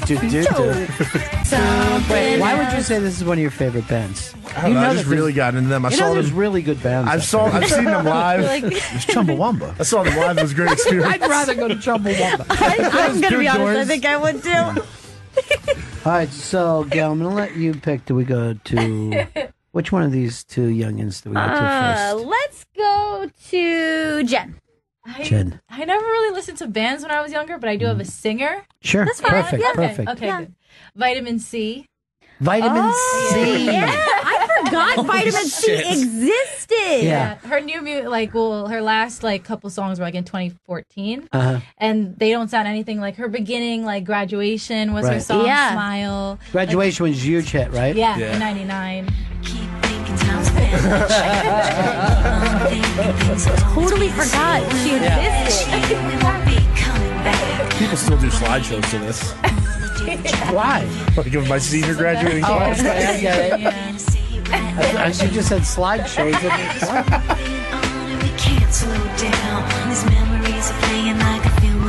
Maybe the worst name in history. So dumb. And then her whole gimmick was vitamin C, and I dye my hair like citrus colors. Yeah. No, try again. Let's spitball some ideas. Let's think about what we could do. I will tell you this: it's smart to come out with a hit about a graduation class because kids will jump on it. 100%. It's the most popular song. It looks like everybody in that school was a cheerleader or played football, and nothing else. That's Where's pretty the much Motorheads? The geeks, the dweebs, the sluts. All right, good call on Vitamin C. All right, thanks good one. Solid. Thanks for saving her name for time to come. Now we go to Justin, and we're going to hear some kind of tribal music. No, okay. I will go Montreal-based, though. Brand Van 3000. Mm-hmm. I think Drinking in L.A., it was the first song I heard from them, and none of their songs are... Nothing ever sound like that again. I forgot this song as well. Everyone else is just sitting here, so I'm going to take it you haven't? I don't even know this song. My name is Stereo Mike. This was almost like a bigger internet hit, right, than a radio hit. Because I remember when it came out. Yeah, we got 3 tickets to the... It was right around Napster. Good call. Oh yeah, this is familiar. I remember this song. It was almost Becky. It's kind of like Beck in that the lo-fi kind of talk. Yeah, it is true. I mean, here's the thing. I always love songs that I think it's so funny when they're so specific. Yeah. I mean, you're stuck singing a song the rest of your life that you're saying 26. You got to think about that. Yeah. If you think you have a real hit on your hands, just comb over those lyrics and make sure that's not going to be embarrassing to be doing on your reunion tour. It's why you should never, and never sing a song about your first wife. Well, I thought everybody was strong on that. Yeah. A lot better than that Business Insider thing. Chris drug us down. Business Insider is a very popular website. So who's your definitive example? I gave. That was my thing. Right off the bat, I thought that band, if you heard them, you thought that they were a pop band. Yeah. In a lot of ways. Would you put Beastie Boys with "You Gotta Fight for Your Right"? No, I don't think I would. I think that's like saying the Beatles with "I Want to Hold Your Hand," where obviously it changes, but there's a change in maturity. It's just not a freak song out of nowhere. Like their first album sounded like that. Like they had that like youthfulness, and it's just that they changed themselves. Like they got a little bit more sophisticated. I forgot what I was watching not too long ago with the Beastie Boys, and I was just like, oh, you know what? It might have been that music television is like Access or something like that. And I think I was watching it in Canada. But I'm like, fuck, even from the beginning, they were a lot going back to Cali and shit like that. That was really fun stuff. Yeah. I've always loved them. By the way, I remember Colin Quinn, he did some kind of a special back then. And it started with him doing, I'm going back to Brooklyn. And he's driving, and this fucking went on way too long. Nah, I don't think so. I'm like, okay, we got it. I just remember at the time, it was fucking, decade or so before I met him. Probably way more than that. But it was really cracking me up. I like anybody who like, we got the premise of the parody song. It doesn't need to be the same amount of time. All right, we got to break because Comedy 101 is coming up. Christopher, that's coming up next. And then Joe Coy Unmasked. This is your last chance to get tickets. That's Joe Coy Unmasked happening next Wednesday, August 9th at 1 p.m. at the SiriusXM studios. You go to iBang.com for a chance at free tickets to Joe Coy Unmasked. This is from the Mainline Theater in Montreal. And it was kind of further down from most of the events in a theater that I was booked in and couldn't find the front door. You know what I mean? It was like so underground, and it was like a black box.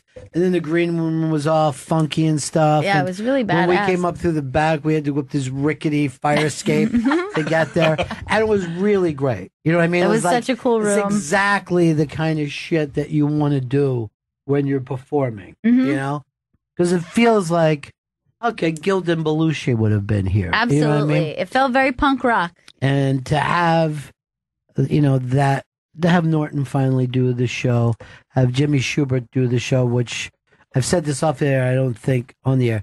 Gail's whole life, she wanted to work with Jimmy Schubert. She loved him when she was a little kid. My first comedy crush, first of many. Mm-hmm. My first comedy crush, Dan Soder, also on this show. And I will say, I'm going to give this away. Dan said to me afterwards, sorry, Ronnie, a little too high. And I go, no, it's fine. And then all of our favorite comedian, Tommy Johnigan, who is, I now will only refer to as the shortest fuse in comedy. Get one of those really long matches when you light his fuse, and then tie it to another long one, because your hand will blow off. But Comedy 101 is a show that we always have fun doing. And, well, not only was Justin in this, but it was Justin who rounded up those comics. He was in the old Dan Perlman spot. Yeah. When we started that. And then you performed yourself, something Dan Perlman's never had the balls to do. But that doesn't mean that Chris Stanley wasn't responsible for Paperface. That's right. Love Paperface. You booked Paperface, huh? Oh, yeah. That's a big get. How does he look under the paper? Have you ever seen him? I've never seen him without the paper bag. I never would. So even like if you're over the house and you're barbecuing, you're still going to have the paper bag on. Yeah, and they don't stand too close to the fire. In the pool? In the pool, yeah, of course. He keeps the head above water, though. By the way, when you hear Paperface, I think Johnigan got off the line of the night. 100%. There was a Kennedy thing that I think Jim Norton could have easily gotten line of the night. Great night. And everything Schubert says is just pure fucking madness. It's so fucking funny. Loved having him there. Always love having Dan Soder. So coming up, do we go right into it or we break? We're going to break. All right, let's break. And when we come back, we're going to transport you to Montreal, Canada in the summer of 2017. Art is happening right now. Poetry. This is Bennington. Live from the Mainline Theater as part of the Just for Laughs Comedy Festival in Montreal and presented by the Interrobang.com. This is Comedy 101.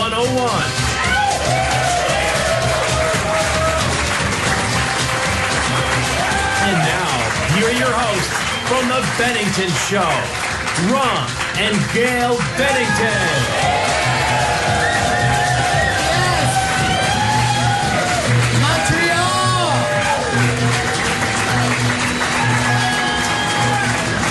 You guys are winning over here.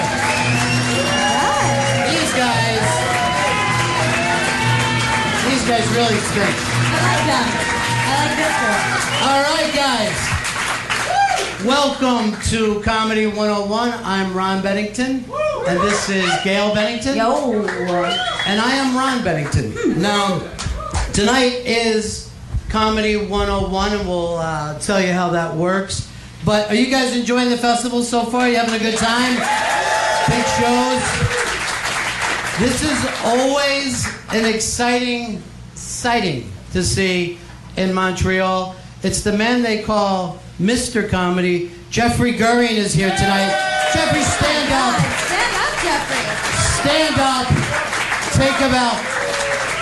Jeffrey, how many years? What was the first year you were here in Montreal for Just for Laughs? At least 1992. 1992, ladies and gentlemen.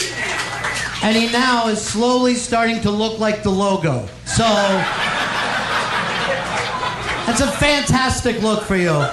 Jeffrey Gurian here tonight. Now, how many local people from Montreal? By applause. Nice. Montreal really does summer like no one else. It's an amazing thing the way you guys go out every night in the summer with all your asses hanging out. It's I've never seen people quite so almost naked. They're keeping Daisy Dukes alive here. Yes, you are. You are not dropping it. And how many people here from the States? From the United States? That's where we're from. That's just south of here. If you just head south, you'll hit our hometown. Now, here's how Comedy 101 works. First of all, this is set up for the mentors are going to be sitting over here. And then we're going to have, I think, 7 open mic comics from Montreal. 7 open mic comics. These young comedians are going to be judged and mentored by these comedians who have 94 years comedy experience put together. That's 94 years. That's amazing. It's pretty impressive. It is pretty impressive. All 94 years is all Jimmy Schubert. That's the... That's it. It's been here a long time. Now, here's how this works. The comedians are going to come out on stage, and they'll be doing their act, and at any time, if one of the mentors wants to help them, gently help them along, they hit this bell. There you go. There's the bell. That's going to be the bell sound. And then the young comedian stops, and the mentor helps them at that point. So if they're a little, too long getting to the punchline, it's like that. Make it fast. Go for it. Make it fast. Go for it. If they're kind of doing a hack premise, there you go. Yeah, a little lesson on originality. Yes, something gentle. beautiful. Little gentle suggestion. Right. If they happen to have a big nose, they're going to call him Dick Nose. Dick Nose, that's why probably not? what's going to happen. Because they need to know that kind of thing. It's going to help. But I will tell you, some people have looked at this as a cruel show or a rough show, but we've done this all over New York City, other places in the country, and I have to tell you, and I'm very proud to say this, so many of the open mic comics now, 7 of them have gone on to do late night television. Isn't that amazing? No. That's actually not true.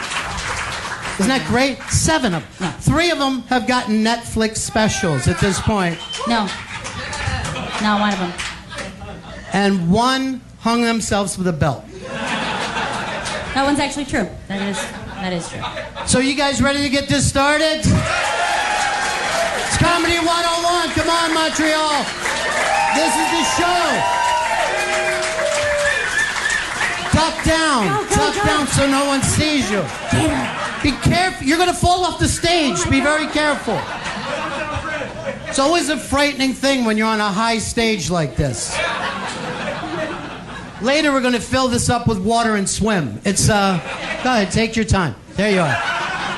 There you are. All right, are we ready to get this going? Let's go, Gail. Who's coming up first? Well, first we have a New York Times best-selling author.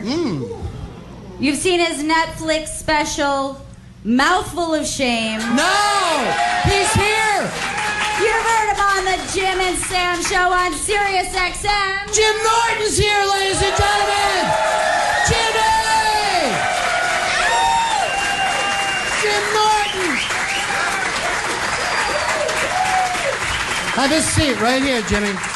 You're at the head of the class. Thank you. This is your bell. Ooh. If you need anything at all, burger, chips, it's all right there. What's that?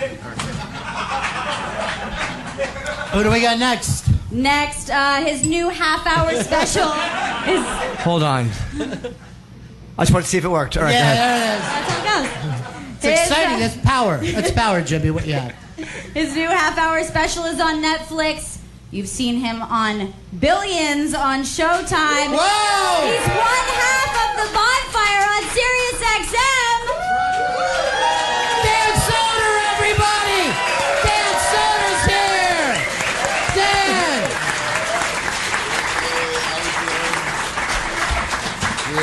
And Dan, you've been a mentor more than anybody else on this show. That was the hanging. Yes, that was the hanging. Yes. I pushed him in that direction. It was my artistic interpretation.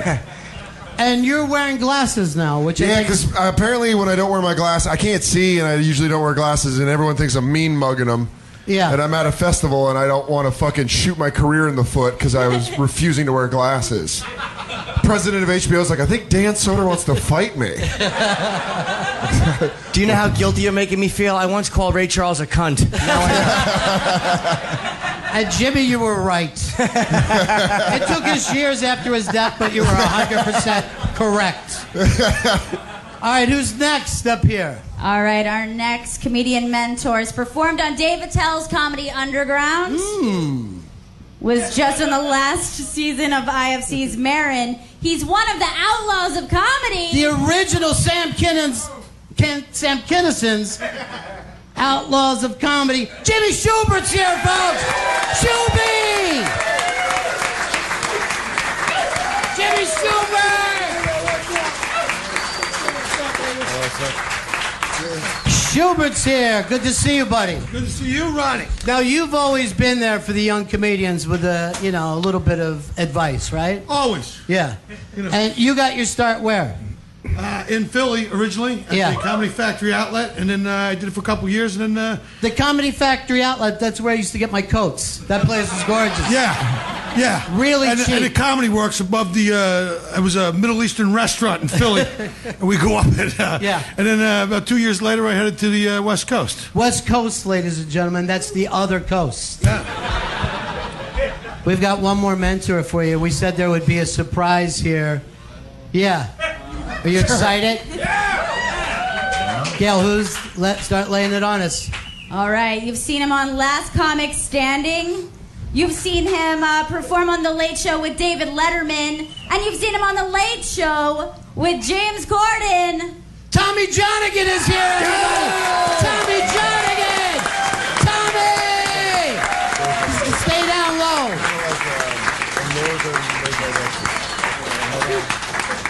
Tommy, you worried about this show. You said that it might be difficult for you because you're from the Midwest. Yeah, I wanted you to ask me to do it, but I didn't want to do it. Yeah. I just wanted to have the best of both worlds. Well, we just figured it out today because you were our first choice as special guest. That's a real... For this show. Ron, you do realize this panel all looks like crooked cops, right? We're all in on the take. Speaking of crooked cops, Jimmy, how's your dad? Is he okay? It's great. Philadelphia, best cops money can buy. During the Frank Rizzo years. All right, are you guys ready to get this started tonight? Yeah. Gentlemen, are your bells working? Are your bells working? Yeah. All right, Montreal. Oh, nice. This is Comedy 101. Gail, who's the first contestant out here? All right, our first comic was born and raised in Trinidad.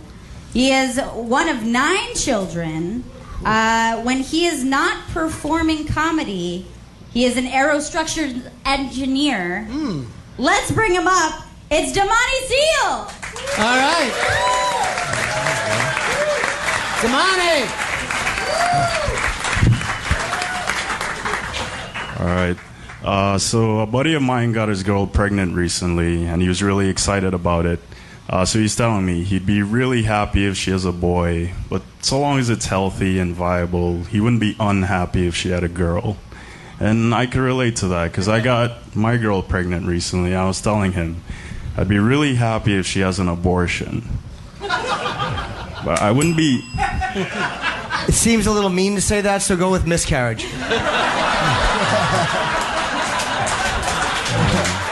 Actually, you can save yourself money on the fucking miscarriage by getting the raw cheese down here.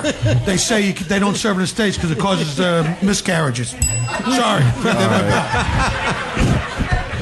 Very helpful. Thanks for stepping on the punch, Jimmy, because I was saying I wouldn't be unhappy if she had a miscarriage. Guys, miscarriage, abortion, tomato.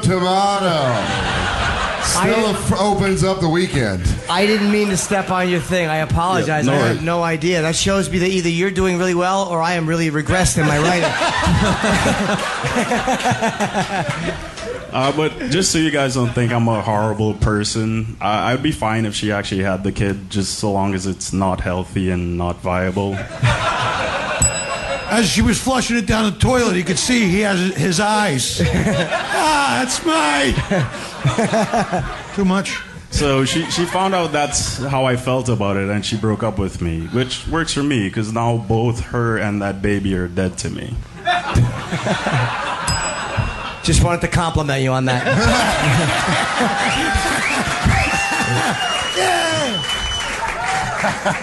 I'm glad you guys enjoy that one. This is a true story. A baby died for that joke to be born. I think you're very brave for telling this joke. Okay, they're not all going to be winners, everybody. Hey, I locked my keys in my car outside an abortion clinic, and all I said was, "Hey, anybody got a hanger?" They chased me for 2 blocks. All right. I love if Jimmy ended every sentence with orders up. All right. I think he thinks he's sending a telegram. Abortion is a very serious issue, and we should just keep that in mind. Agreed. So I'll move it along. So yeah, keep the high energy going. I love it. A friend of mine is Jewish. I love how he opens with the abortion joke. It's all uphill from here. A friend of mine is Jewish, and she's really observant. Bullshit.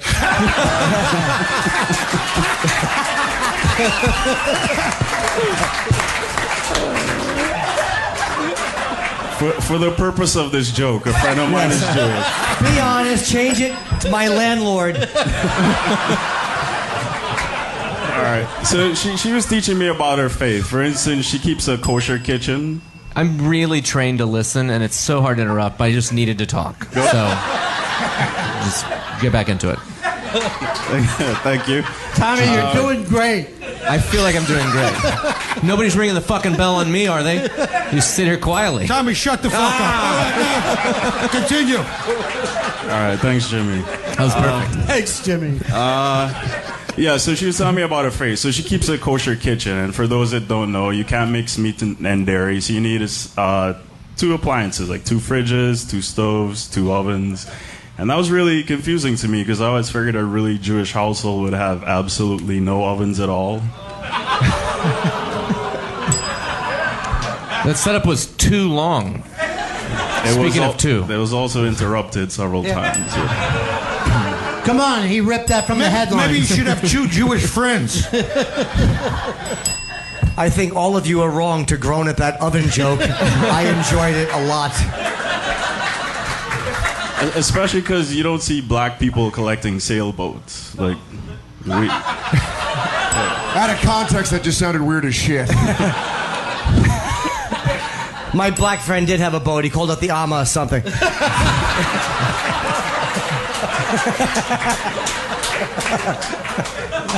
Not so fucking funny now, is it, huh? I like that oven bullshit. All right, spring into the next one, big man. Let's go. So I get a lot of attention from women I date because I say bitch a lot. And I get it. That's a really vile word. But the way I figure it, there's way more women than bitches. So if I call a woman a bitch, I've insulted that one woman. But if I call a bitch a woman, I've collaterally insulted all women. And as a utilitarian, that's a far worse offense. And I just won't stand for it. This is starting to sound like a page out of Morgan Freeman's diary. Hey, what he doesn't know about love, he can fit in a restraining order. I know what a utilitarian is, but they don't. Could you explain it? I'd expect that from Voss, Jimmy, not you. Oh, shit! I don't know what it means. Hey, I know a word you don't like. Humor me. No, I'd rather not. I think you'd be safe. I think I'm the only one in here. None of these fuckers are going to help me anyway. All right, so getting back to the joke. Yeah, so case by case, if I call a woman a bitch, that makes me an asshole. But statistically speaking, I'm a feminist. And I think history's going to be real kind to me. It works a lot better with the setup in front of it. I can't believe I'm bombing someone else's show right now. I'm not even doing it. It's his thing. I'll go back to your thing. All right, I'll throw another one out. I'm on Tinder a lot, and I hate when girls have a couple other girls in their pictures. They're not even kind enough to make it a different girl each picture, so I could follow. I shouldn't have to construct a Venn diagram and find the intersection just to figure out which one of you is going to hate me eventually. So Samani, everybody, come on! Samani! Samani! Make sure you look out for him, because I guarantee you, the next time you see him do stand-up, it's going to be much tighter thanks to these four guys right here. This is a crash course, Ron. That's right. This is very cleansing.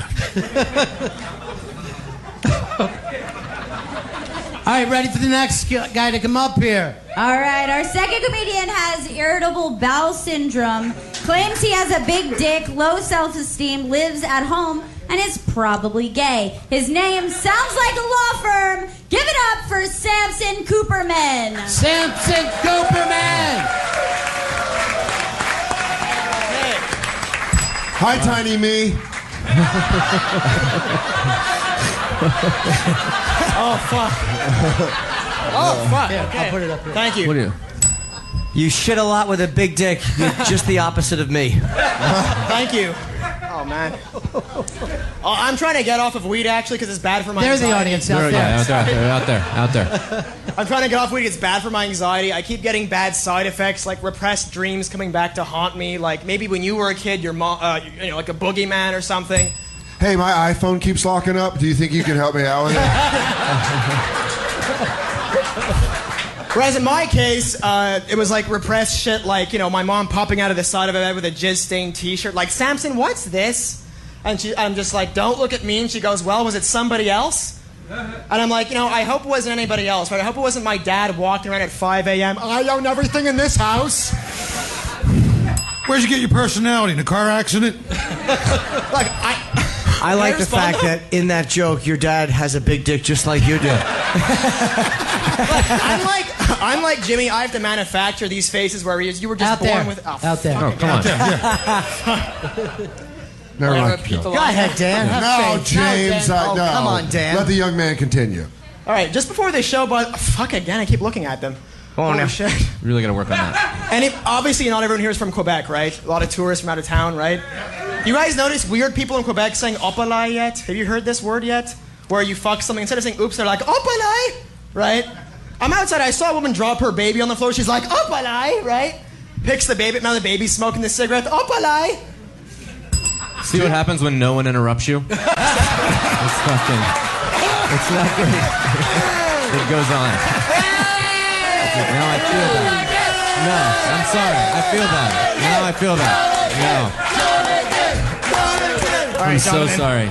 I'm so sorry. It's fine. I've been through worse, right? My ex thought it was a good idea. Like, I'm a vessel for anxiety, and she thought it was a good idea to put a finger up my ass on a first date.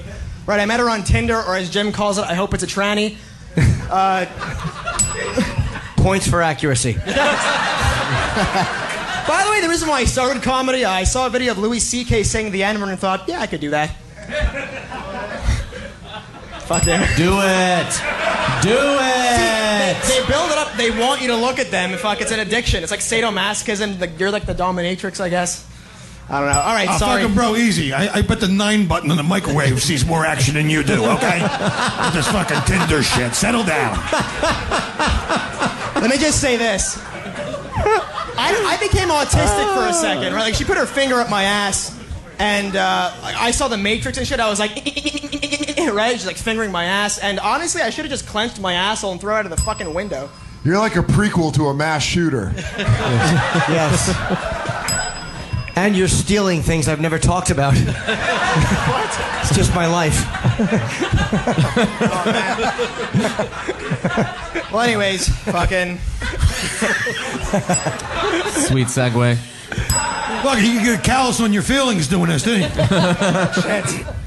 Well, anyways, guys, fucking... I do martial arts to keep, confident about myself. Is it the Krav Maga? Is that the Krav Maga? Is that the Jewish martial arts where someone fucking attacks you when you slap them with a lawsuit?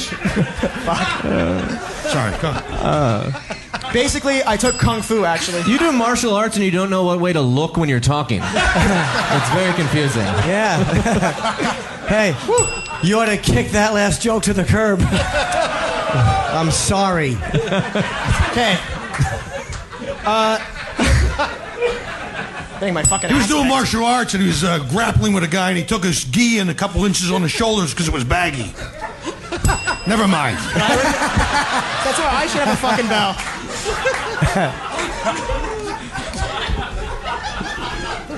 I think Trump, okay, it's just out of nowhere, right? I think Trump's like America's worst car salesman. You know what I'm saying? Like, he wins the presidency, makes it to the top, but he still has to sell it. Like, he can't stop doing shows for his fans and shit. Imagine you bought a shit box from a guy and 2 months into it, the guy's still there just like, isn't it great? Right? Then your wheels are falling off, everything around you is exploding. Next thing you know, you're dead in a coffin, he's still there just like, China.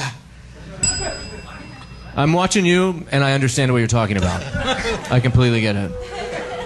No. He's doing me or him, fuck. You're really investing in that Trump voice, huh? Yes. So as a voice guy, it's a tricky payoff. Yeah. I hope he's not hearing this, by the way, fuck. By the way, I have a line that you didn't even say anything, but I want to just say it. I was going to be like, obviously Jim's upset because, he had to walk all the way from his apartment and go... No one's going to fucking get that. I enjoyed it. See, that's why I took the risk. Yeah. Okay, so you got the fucking Chip fans going. You can thank me for that, I guess. Anyway, guys, look, I'll just... Hey, it's Samson, everybody! Hey! That was fantastic. Put the mic back. Dream come true. Dream come true. Samson. Okay. Dream come true. Samson! Samson, there he goes. Hey, Ron, can I tell him one thing? Yeah. Samson, you should honestly, just talk a little bit slower. That's my only bit of real criticism. Talk a little slower. That's all. Bye, buddy. I'm working that Trump impression. So you think his only problem was talking slow? No, but sometimes when you're nervous, you rush things, and I do it too, and you're like, oh, no, and before you know, you're getting ahead of yourself, and then all of a sudden it lands with a thud, and you're like, oh, it's like you just got to slow down a little bit. Yeah, I don't give a fuck. All right. Fair point. I'm never going to see that kid again. That's it. He's gone. Out of my life. Well, you've taken the one piece of niceness I had, and you've wiped it off the table. Well done, and you were right. Fuck me in the ass. All right, what do you think, folks? Come on. This advice has been amazing tonight. I think they've learned a lot. Yeah. And it's ready for the next person coming up here. Who we got, Gail? All right, so our next comic says she's a trained archer. She used to show dogs until the age of 10, and her dog Pepper won Winner's Bitch 2 years in a row. Let's give it up for Melina Trimarchi!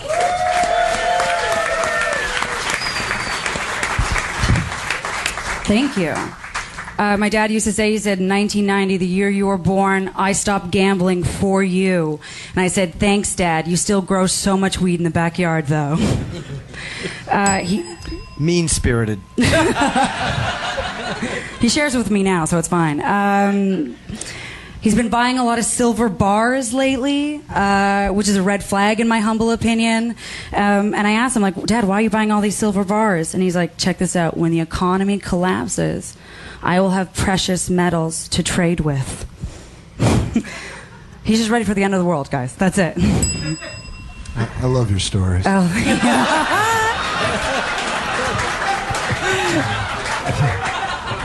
Collecting the silver bars was a red flag. I dated a girl who had a big flag of China. Huge red flag. Huge red flag. What? Yes. So. Mackenzie Phillips had more enjoyable father stories. Going to the airport with him is another story for you. Going to the airport with him is really stressful because he always tries to keep things on his carry-on that he's not supposed to keep on. So I have to check his carry-on every time I have to go. I hope I get to meet your dad one day. So I open his bag while he's in the washroom, and the first thing I see is a 6-inch long knife. It's made completely out of like medical grade plastic, but it's just as sharp as a knife. And I'm like, hey, Dad, what's this for? And he's like, okay, check this out. It's made out of plastic, so the security doesn't know it's there. I'm like, two things. First thing, that's not how x-rays work, like, at all. And the second thing is, I found it, right? You took a story about going through airport security and made it as exciting about a story going through airport security. It would help, though, if it was truth plus a punchline. Because the truth you got down. There you go. There you go. He gets really defensive. I loved it. Thank you. He gets really defensive, though, and he's like, you never know when you need to defend your family from some wacko on the plane. I'm like, Dad, you're the wacko on the plane with the knife. Plus a punchline. I gotta get quicker to it, eh? I was on the subway the other day. I was walking down the escalator. This guy's walking. Is this just all about traveling in different ways? Yeah, just different things. I need to be prepared. Boats, train, automobiles. All right, we're on. I was walking down the escalator. This guy was walking up the escalator, and I couldn't figure out what he was doing until I got too close, and I realized he was just jerking himself off, looking me right in the eye. I apologize. That's fine. There he is. And I think we're just becoming jaded to this kind of stuff, right? Because, like, the first thing that I could think of to say is that it's 7 a.m. Like, as if there's an appropriate time to masturbate in public. Should have went with my punchline. Is that a true story? Yeah, it is 100% Is this guy really true jerking story. off on the escalator? You want us to find this guy? Rough him up? Please. I'm a teacher. I teach children who have behavioral issues how to cook. Wait. Oh, wait. That's not. Oh, really? Do they use a smoke alarm as a timer?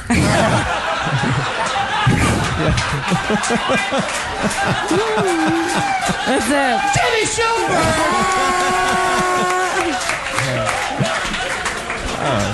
Yeah, so I basically just like give like a bunch of angry kids knives and kind of like hope for the best. Do you just manage a McDonald's? Is that what is that the thing? It's like very the same. Funny you mention that. I bought a cookbook, but I can't use it because every recipe starts with take a clean pan. And got it. I'm digging myself on that one.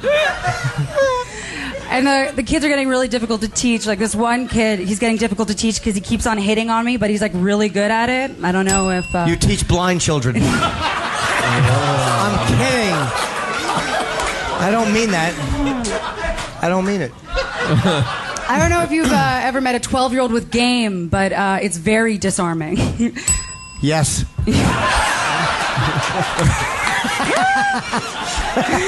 Stay away from my children. But for real, you have like kids or you just teach them? No.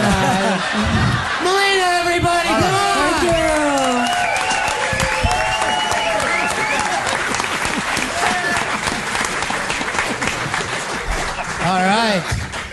I gotta say something, Soder. That was pathetic. Seriously. What? You're going home alone, no matter what happens. Man, fuck that. She's a genius. All right, you guys ready for the next comedian to come up here? Montreal is killing it tonight. Great young comics. All right, so he recently lost his pet parrot of 17 years. He says his biggest fear are asteroid impact and falling in quicksand.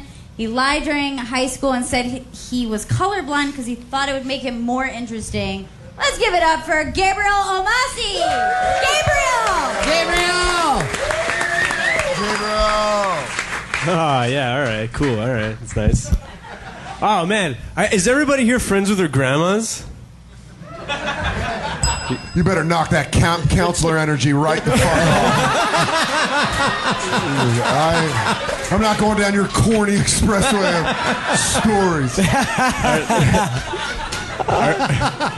Are any of you fucking losers friends with your grandmas? Yes! Yeah. You fucking idiots. I'm sorry, I'm not.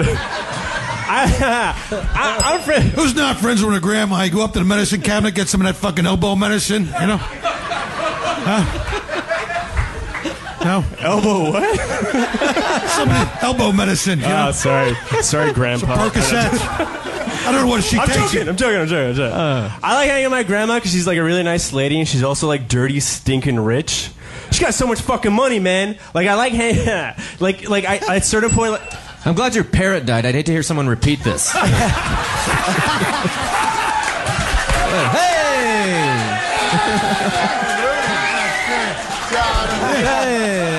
I'm sorry. I'm fucking heartbroken because of it, man.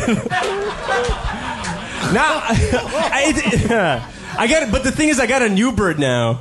He's a fucking piece of shit, though. Stop looking at me. Oh, sorry. I'll go back to the grandma shit. Nah, she got so much goddamn money, man. Like I kind of get like what it would feel like to like be a rich person myself. Like I kind of get like I become like such a piece of shit around money. Like I kind of get how people like who grew up with money could behave like assholes because I'm around. Oh. You should set this up longer. You're rushing. My money just gained interest through the story. I'm doing better off. Your grandma's listening, writing you out a will as you go. So, like, I kind of get how people who grew up with tons of money could act like assholes because I'm around money for like a half an hour and I'm already just fantasizing about popping Quaaludes and then shooting a giraffe for leisure. Dude, you know where to get Quaaludes after 40 fucking years? Seriously, I've been fucking waiting decades. Mandrakes or Rurs? You guys really fucking like Quaaludes, huh? Fucking Gorilla Biscuits, bro. Give me a couple of those.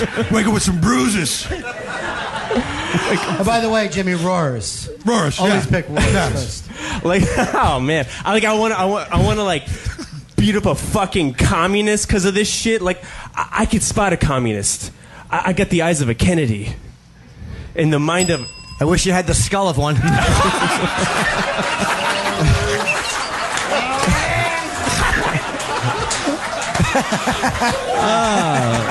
motherfucker's on the grassy knoll, dude. Holy shit. That was a fucking sniper shot.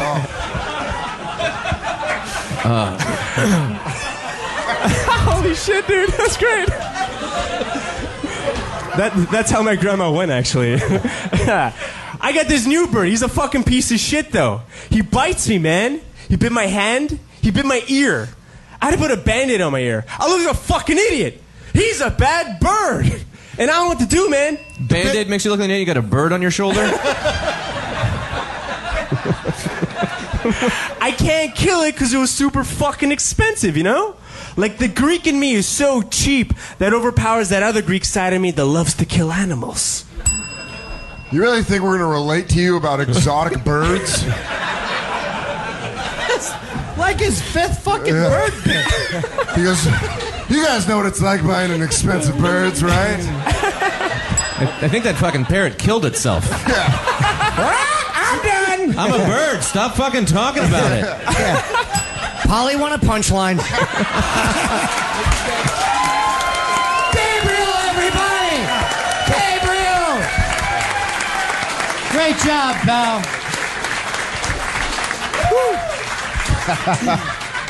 The funny thing is, I got like fucking 10 minutes on birds. I feel like I can't even do it now. Because he kicked the shit out of the bird material. All right, you guys are starting to pick up on this. I'm digging it. What do you think of these judges tonight? On fire. On fire, all four of them. All right, Gail, who's the next contestant? All right, next we have two comedians coming to the stage. Oh, a comedy team. Fantastic. Nope. Either that or it's Ralphie May. How am I getting the Sorry, too mean? Go fuck yourselves. Ralphie passed away earlier this morning. Oh, fuck him. Bring back the parrot guy. All right, these two comedians. You get out of here, seagull shit. He's ready with more. Yes, two comedians. They're twins. Oh, Jesus. They were. No, do not allow this abomination on stage. Can I do my Mengele impression? Hopefully they'll do a Menendez Brothers impression on you. Sorry. They're both Christian fundamentalists. One is involved in a now lost sex tape, and the other was on a jury involving severed body parts. Please welcome Tom and Peter Hartman. Todd and Peter Hartman, here they come. The Hartman twins. We were fundamentalist Christians. We were fundamentalist Christians. After Okay, that trial, we sort of gave up on Jesus Christ. We all thought you were white. I'm not even. You gotta give me a second. You gotta give me a second. Didn't expect it. Yeah. As twins. Are you guys really twins, or is the stereotype just true? As twins, we're in sync. We're in harmony. Yeah, we're really connected. I mean, we're so connected that we could even finish each other's. Sex as twins is weird. Did you guys ever fuck the same girl and pretend you were the same guy? I guess we're talking about sex now, all right? We are talking about sex. Sex as a twin is weird, you know. I'm having sex with some white girl. I look into her mirror, and I'm like, what's my brother doing here? And why isn't he wearing a condom? What'd you do with the white girl? Where's the white girl? Ask your mom later. She'll tell you. Shit. That's right. That's the worst I know. thing someone That's could right. say. My mom passed away earlier this morning. She passed away. It's fucking crazy. What's with this, Two this white twins thing? raped her to death. This whole white thing. What's going on here? What's the problem? Are you against white people, or how do you feel about it? I'm not. I'm kind of against white people. A little bit. What about you? I'm not. I love white people. Right? I mean, not these guys like over him here, better. but I love white people. I go to great lengths to make sure that white people feel comfortable. Okay, Jim? Great lengths. All right. I wear T-shirts with like superhero shit on them because I want people to know that I'm okay with white people in power. Even if it's for an unreasonable amount of power, I'm fine with it. You know, when I used to have sex with white girls, before I got married, You lost me. I don't even put my penis in them all the way. All right? I don't want to ruin them for the white person they're gonna marry, who they're destined for. How many inches do you put in there? 5 inches, man, no more than that. That sort of thing can ruin a marriage. She's in there 3 years into her relationship, and she's still chasing that feeling of having her cervix pounded into her I feel like throat. I'm 3 years into this bit. I'm not going to do that to you, white people. Even with the bells, I'm not going to do that to you. Hey, by the way, if you guys moved to New York, you are white people. How do you feel about white people? You know, I walked in here being a little okay with white people. Now I fucking hate them. I don't know, but there's some places on this planet I'd appreciate a little racism. No, just a pinch of racism. Where like do you want racism? Like at a sex shop. Why is it that sex shops have the best customer service ever? Why are you spending so much time in sex shops? The best customer service ever. You know, I walk in there, it's like I'm a white suburban dad driving a minivan. They're like, hi, sir, anything we can help you out with? No, man, I did all my research before I came here. I know exactly what I'm looking for. A triple ripple vibrating butt plug? I need a jug of anal lube and a pack of anal beads. That's what I'm looking for. No eye contact. Bathroom rules. No fucking eye contact. Does the rest of your family know you guys do this? They're in church. They're in church right now. Not paying attention. All 37 of them? Oh, I love racism. I really like it. So nice. It's so nice. It makes me feel good. It's so rare. We never see it anywhere. It's so rare. You just did a your mom joke. I think we can have our racism. And I guarantee no one's been racist to you on the phone. Those are some white voices. We argue a lot, and sometimes we agree, sometimes we argue, and we're actually coming up with an app, a conflict resolution app to deal with our arguments. Yeah, it helps us really deal with our arguments and, resolve our conflicts. About what's funny? So you take the app, right, and we each put one secret into the app. Each person puts one secret that they don't want anyone to know. That's why you call it secret into the app. And when we heard him the first time. You just said the same thing he said, but he had already said it. And there's a timer on the app, right? And when the timer reaches 0, and you're unable God, to... I wish it would reach 0 right now.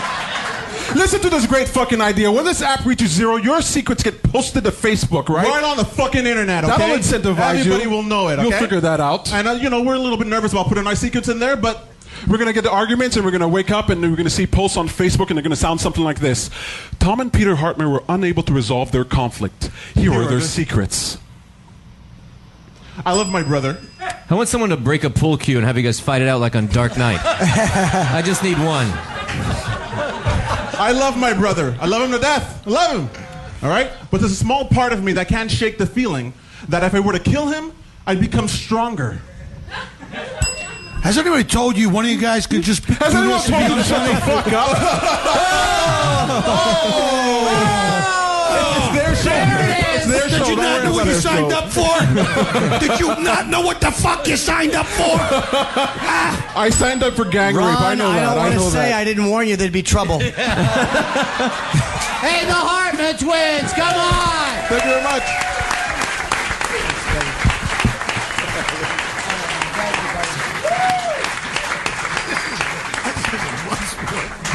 All right, there they go. Certain to be first-round draft picks. They lost their shit a little bit, though, huh, Jim? Yeah. That makes me think there's going to be a real Phil Hartman ending to that. One of them kills the other. No, come on, that's a good Hartman pun. Yeah, that was. Well, one of them can just come up here and be unfunny. You don't have to come bring both up. It's going to be unfunny. Let one guy take the heat. The other one can stand in the background. All right, guys, we're ready for some more of this. Yeah.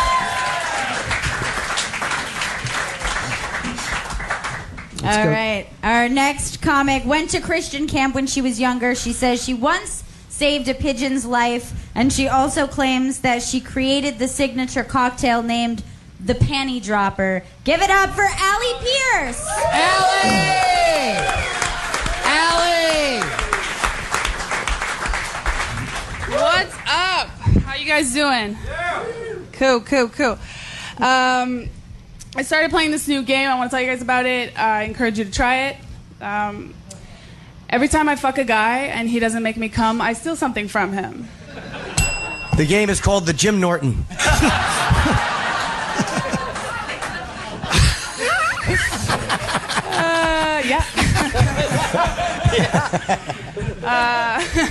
Ladies, you do not need IKEA in your life anymore.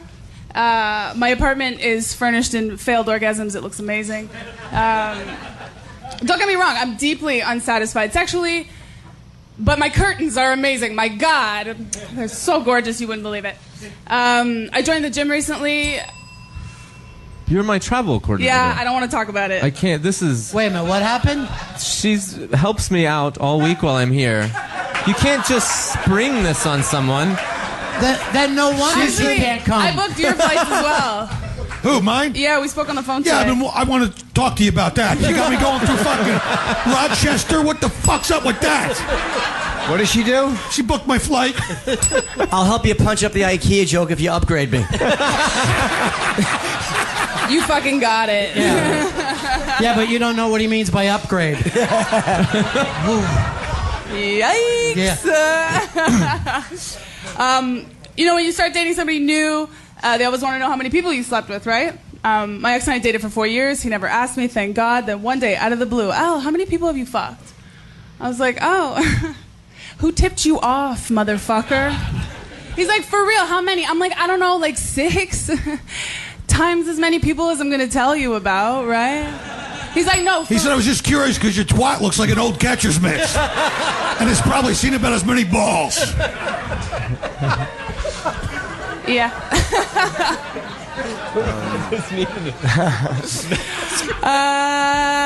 Cool. Jimmy, I don't think you're getting home on Monday.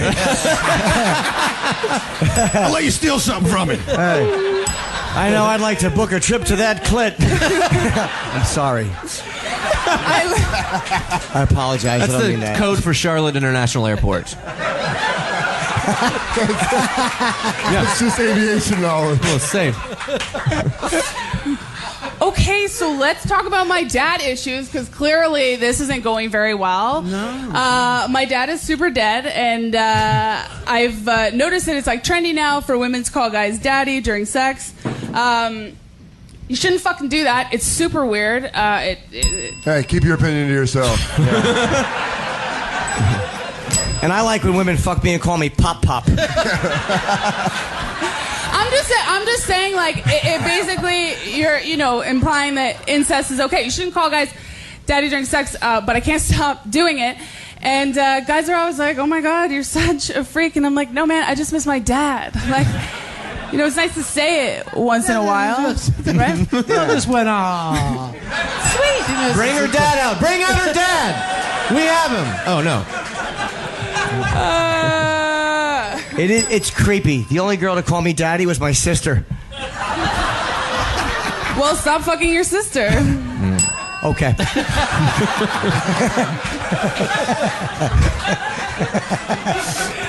I just feel like it's problematic, because if I ever have a daughter and she's like, oh, thank you, daddy, I'm going to be like, shut the fuck up, bitch. He's mine.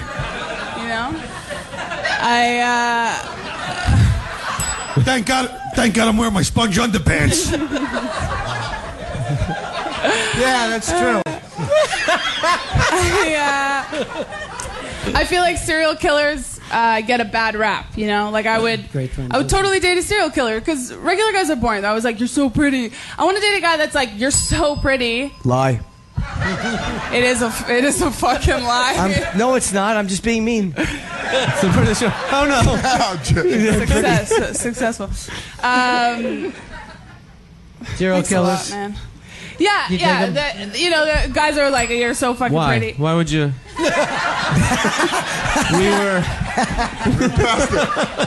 I want to hear the punchline of this. I want to date someone that's like, you're so pretty, I have to end your life. Or like, you're so pretty, I need to turn you into a lampshade. He's getting out of jail in October. Can't fucking wait.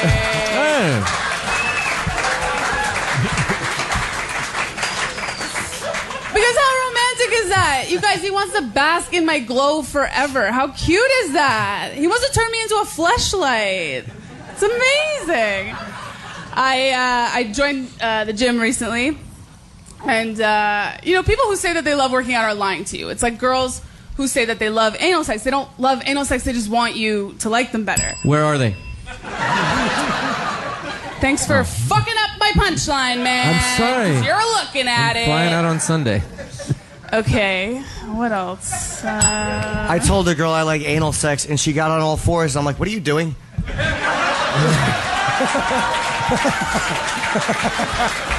It's Allie, everybody. Come on, let her hear it. Thank you so Good job. Good job, Allie. And don't yell at the judges. You sound like a fucking twin.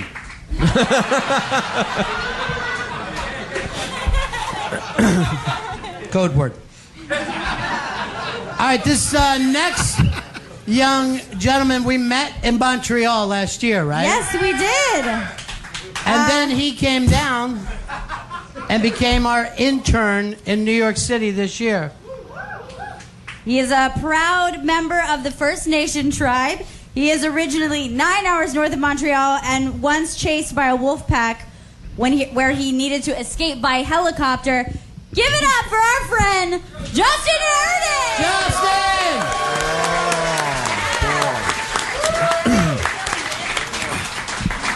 Hey guys, growing up native is weird in today's day and age. Like you learn things that most people don't.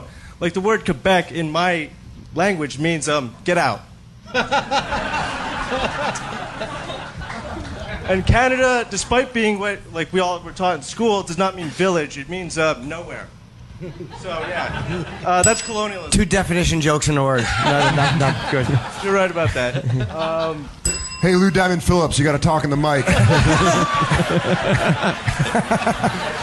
take that. That's a compliment. Yes. New movie, Stand and Don't Deliver. Don't prepare either. Yeah, so, you know, I'm getting my balls busted pretty good, so I'll tell the first story the first time I got my balls busted. Was it when the eagle saw the snake? Yeah, no, this has to do with... Hey, dances with no punchlines. Let's go. Pick it up. Dances with no punchline? I like that. Being a pretty good punch bag, though. Yeah. All right, yeah, so this story has to do with Patrice O'Neal, the late, great Patrice O'Neal. When I was 15... That's a cheating motherfucking move right there. That's right. I had to pull a fucking Hail Mary. So anyway, yeah, I was 15 years old. I was working at this very festival, and I was handing out flyers outside the Nasty Show. And I see these 2 beautiful women, and they're my best friend's mom and another friend's mom. And out of nowhere, Big J comes out, and Big J and Patrice O'Neal start coming out and hitting on them. They get them front row seats, backstage, the whole 9. And so the next day, I see Patrice coming out of the hotel, and I'm taking off my rollerblades, and I run up to him. I'm like, yo, Patrice. Dude, you can't just casually toss rollerblades into a story. The fuck are you doing? Too much information, bro. It's, yeah. I'm just glad Patrice isn't here to see this. It makes 2 of us. What? Yeah. Well, anyway, yeah. He's so, glad Patrice is dead. Yeah. That's what he's saying. Christ, where was I? I forgot to tell you. Oh, no. Bad news. Yeah. So anyway, what was it? You put down your rollerblades and Patrice walking out of the hotel. Walking up, yeah. You stepped on the fucking punchline again. Yeah, so I go up to him, and I'm like, yo, did you hook up with those cougars last night? And he stops cold. And he just, like, sizes me up in a second, and I knew I'd made a fucking mistake at that point. Just like now. And, and he just goes, man, don't you know rollerblades are gay? Where's that punchline someone stepped on? Right fucking there. So how am I the asshole? I started the nice guy, and now I'm the asshole. All right. He meant to say you stepped on his long setup. Yeah. Go ahead, forge ahead. Yeah. We're with you. Forge ahead. Put the rollerblades back on. Yeah. I'll get the fuck out of here. But yeah, so, Christ, what else have I got? What happened with Patrice? My dead friend is in the story. What did he say? Oh, yeah, so, yeah, he sizes me up in a second. He just goes, man, don't you know rollerblades are gay? And just walked off, and I've never seen yeah, we already knew that. Fucking story. Everyone knows rollerblades are gay. Yeah, well, I didn't at the time, so. Anyway. Do I gotta keep eating my balls up here or what? One year, Patrice bought me rollerblades for Christmas. I said rollerblades. I said rollerblades. Because I rushed. Come on, Justin, take it home. All right. So yeah, when my dad first started working for the tribe that I'm from, he was in a meeting with the chiefs, and they had to decide where to put the lagoon. The lagoon's where they, process all the sewage and shit. So they had to put a sign, and in Cree, it had to say lagoon. And in English, it would say lagoon, and in French, it would say beach. Oh! Rip the fucking I don't get it, but it sounded cool. Yeah. Cheer for Justin, everybody!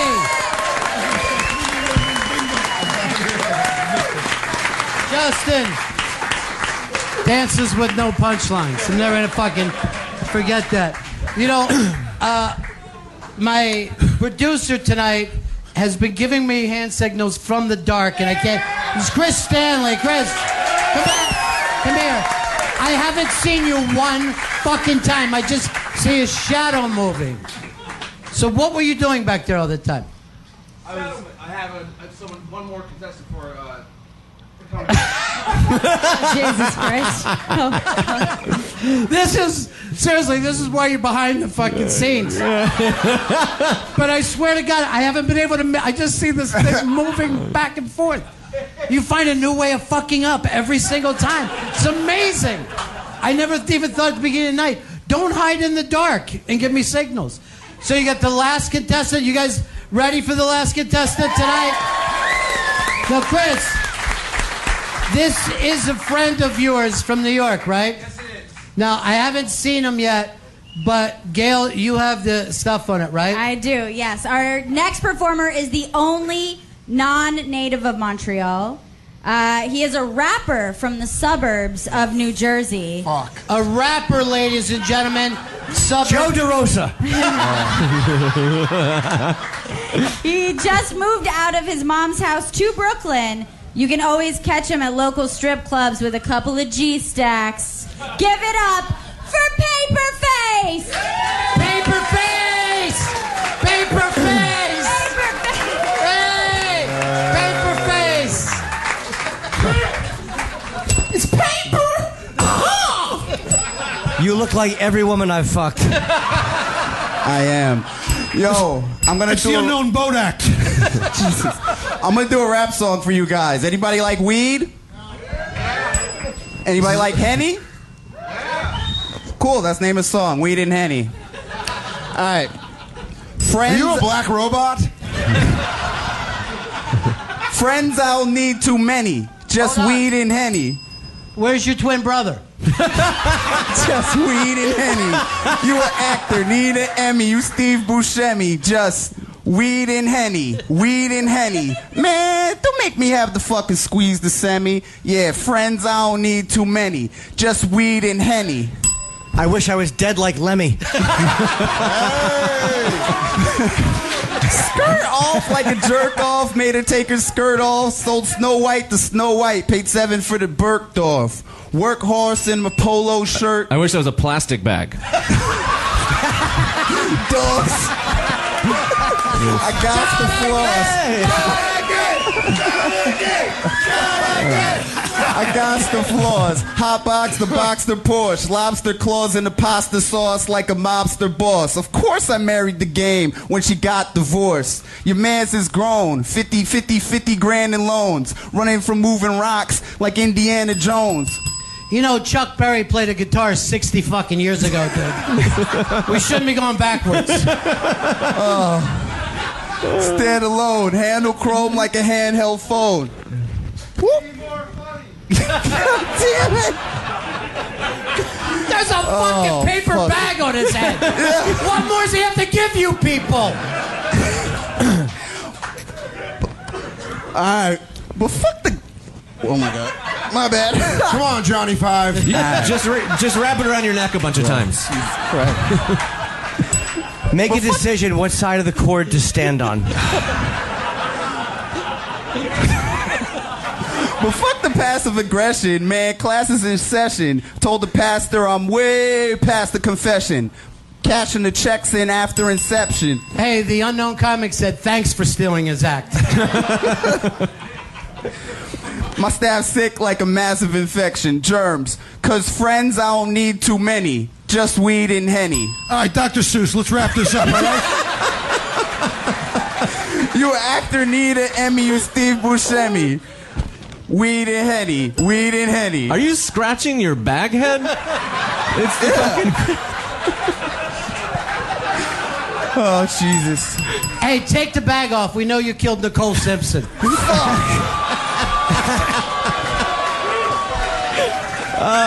Damn it. Well, that was the end of the song. I hope you liked it. Everybody! Yeah! Outside the radio! New York! New Jersey! Yeah, try to put it back in there, Paperface. I'm glad I have no peripheral vision. Can't see these fuckers. All right, Paperface. There he goes. Help him through. He's got his ears covered so he doesn't know he died up here.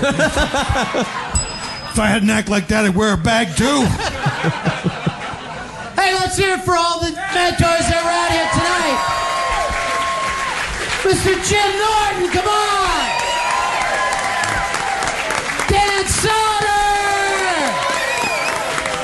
Jimmy Schubert! And say his name, Tommy Jonathan!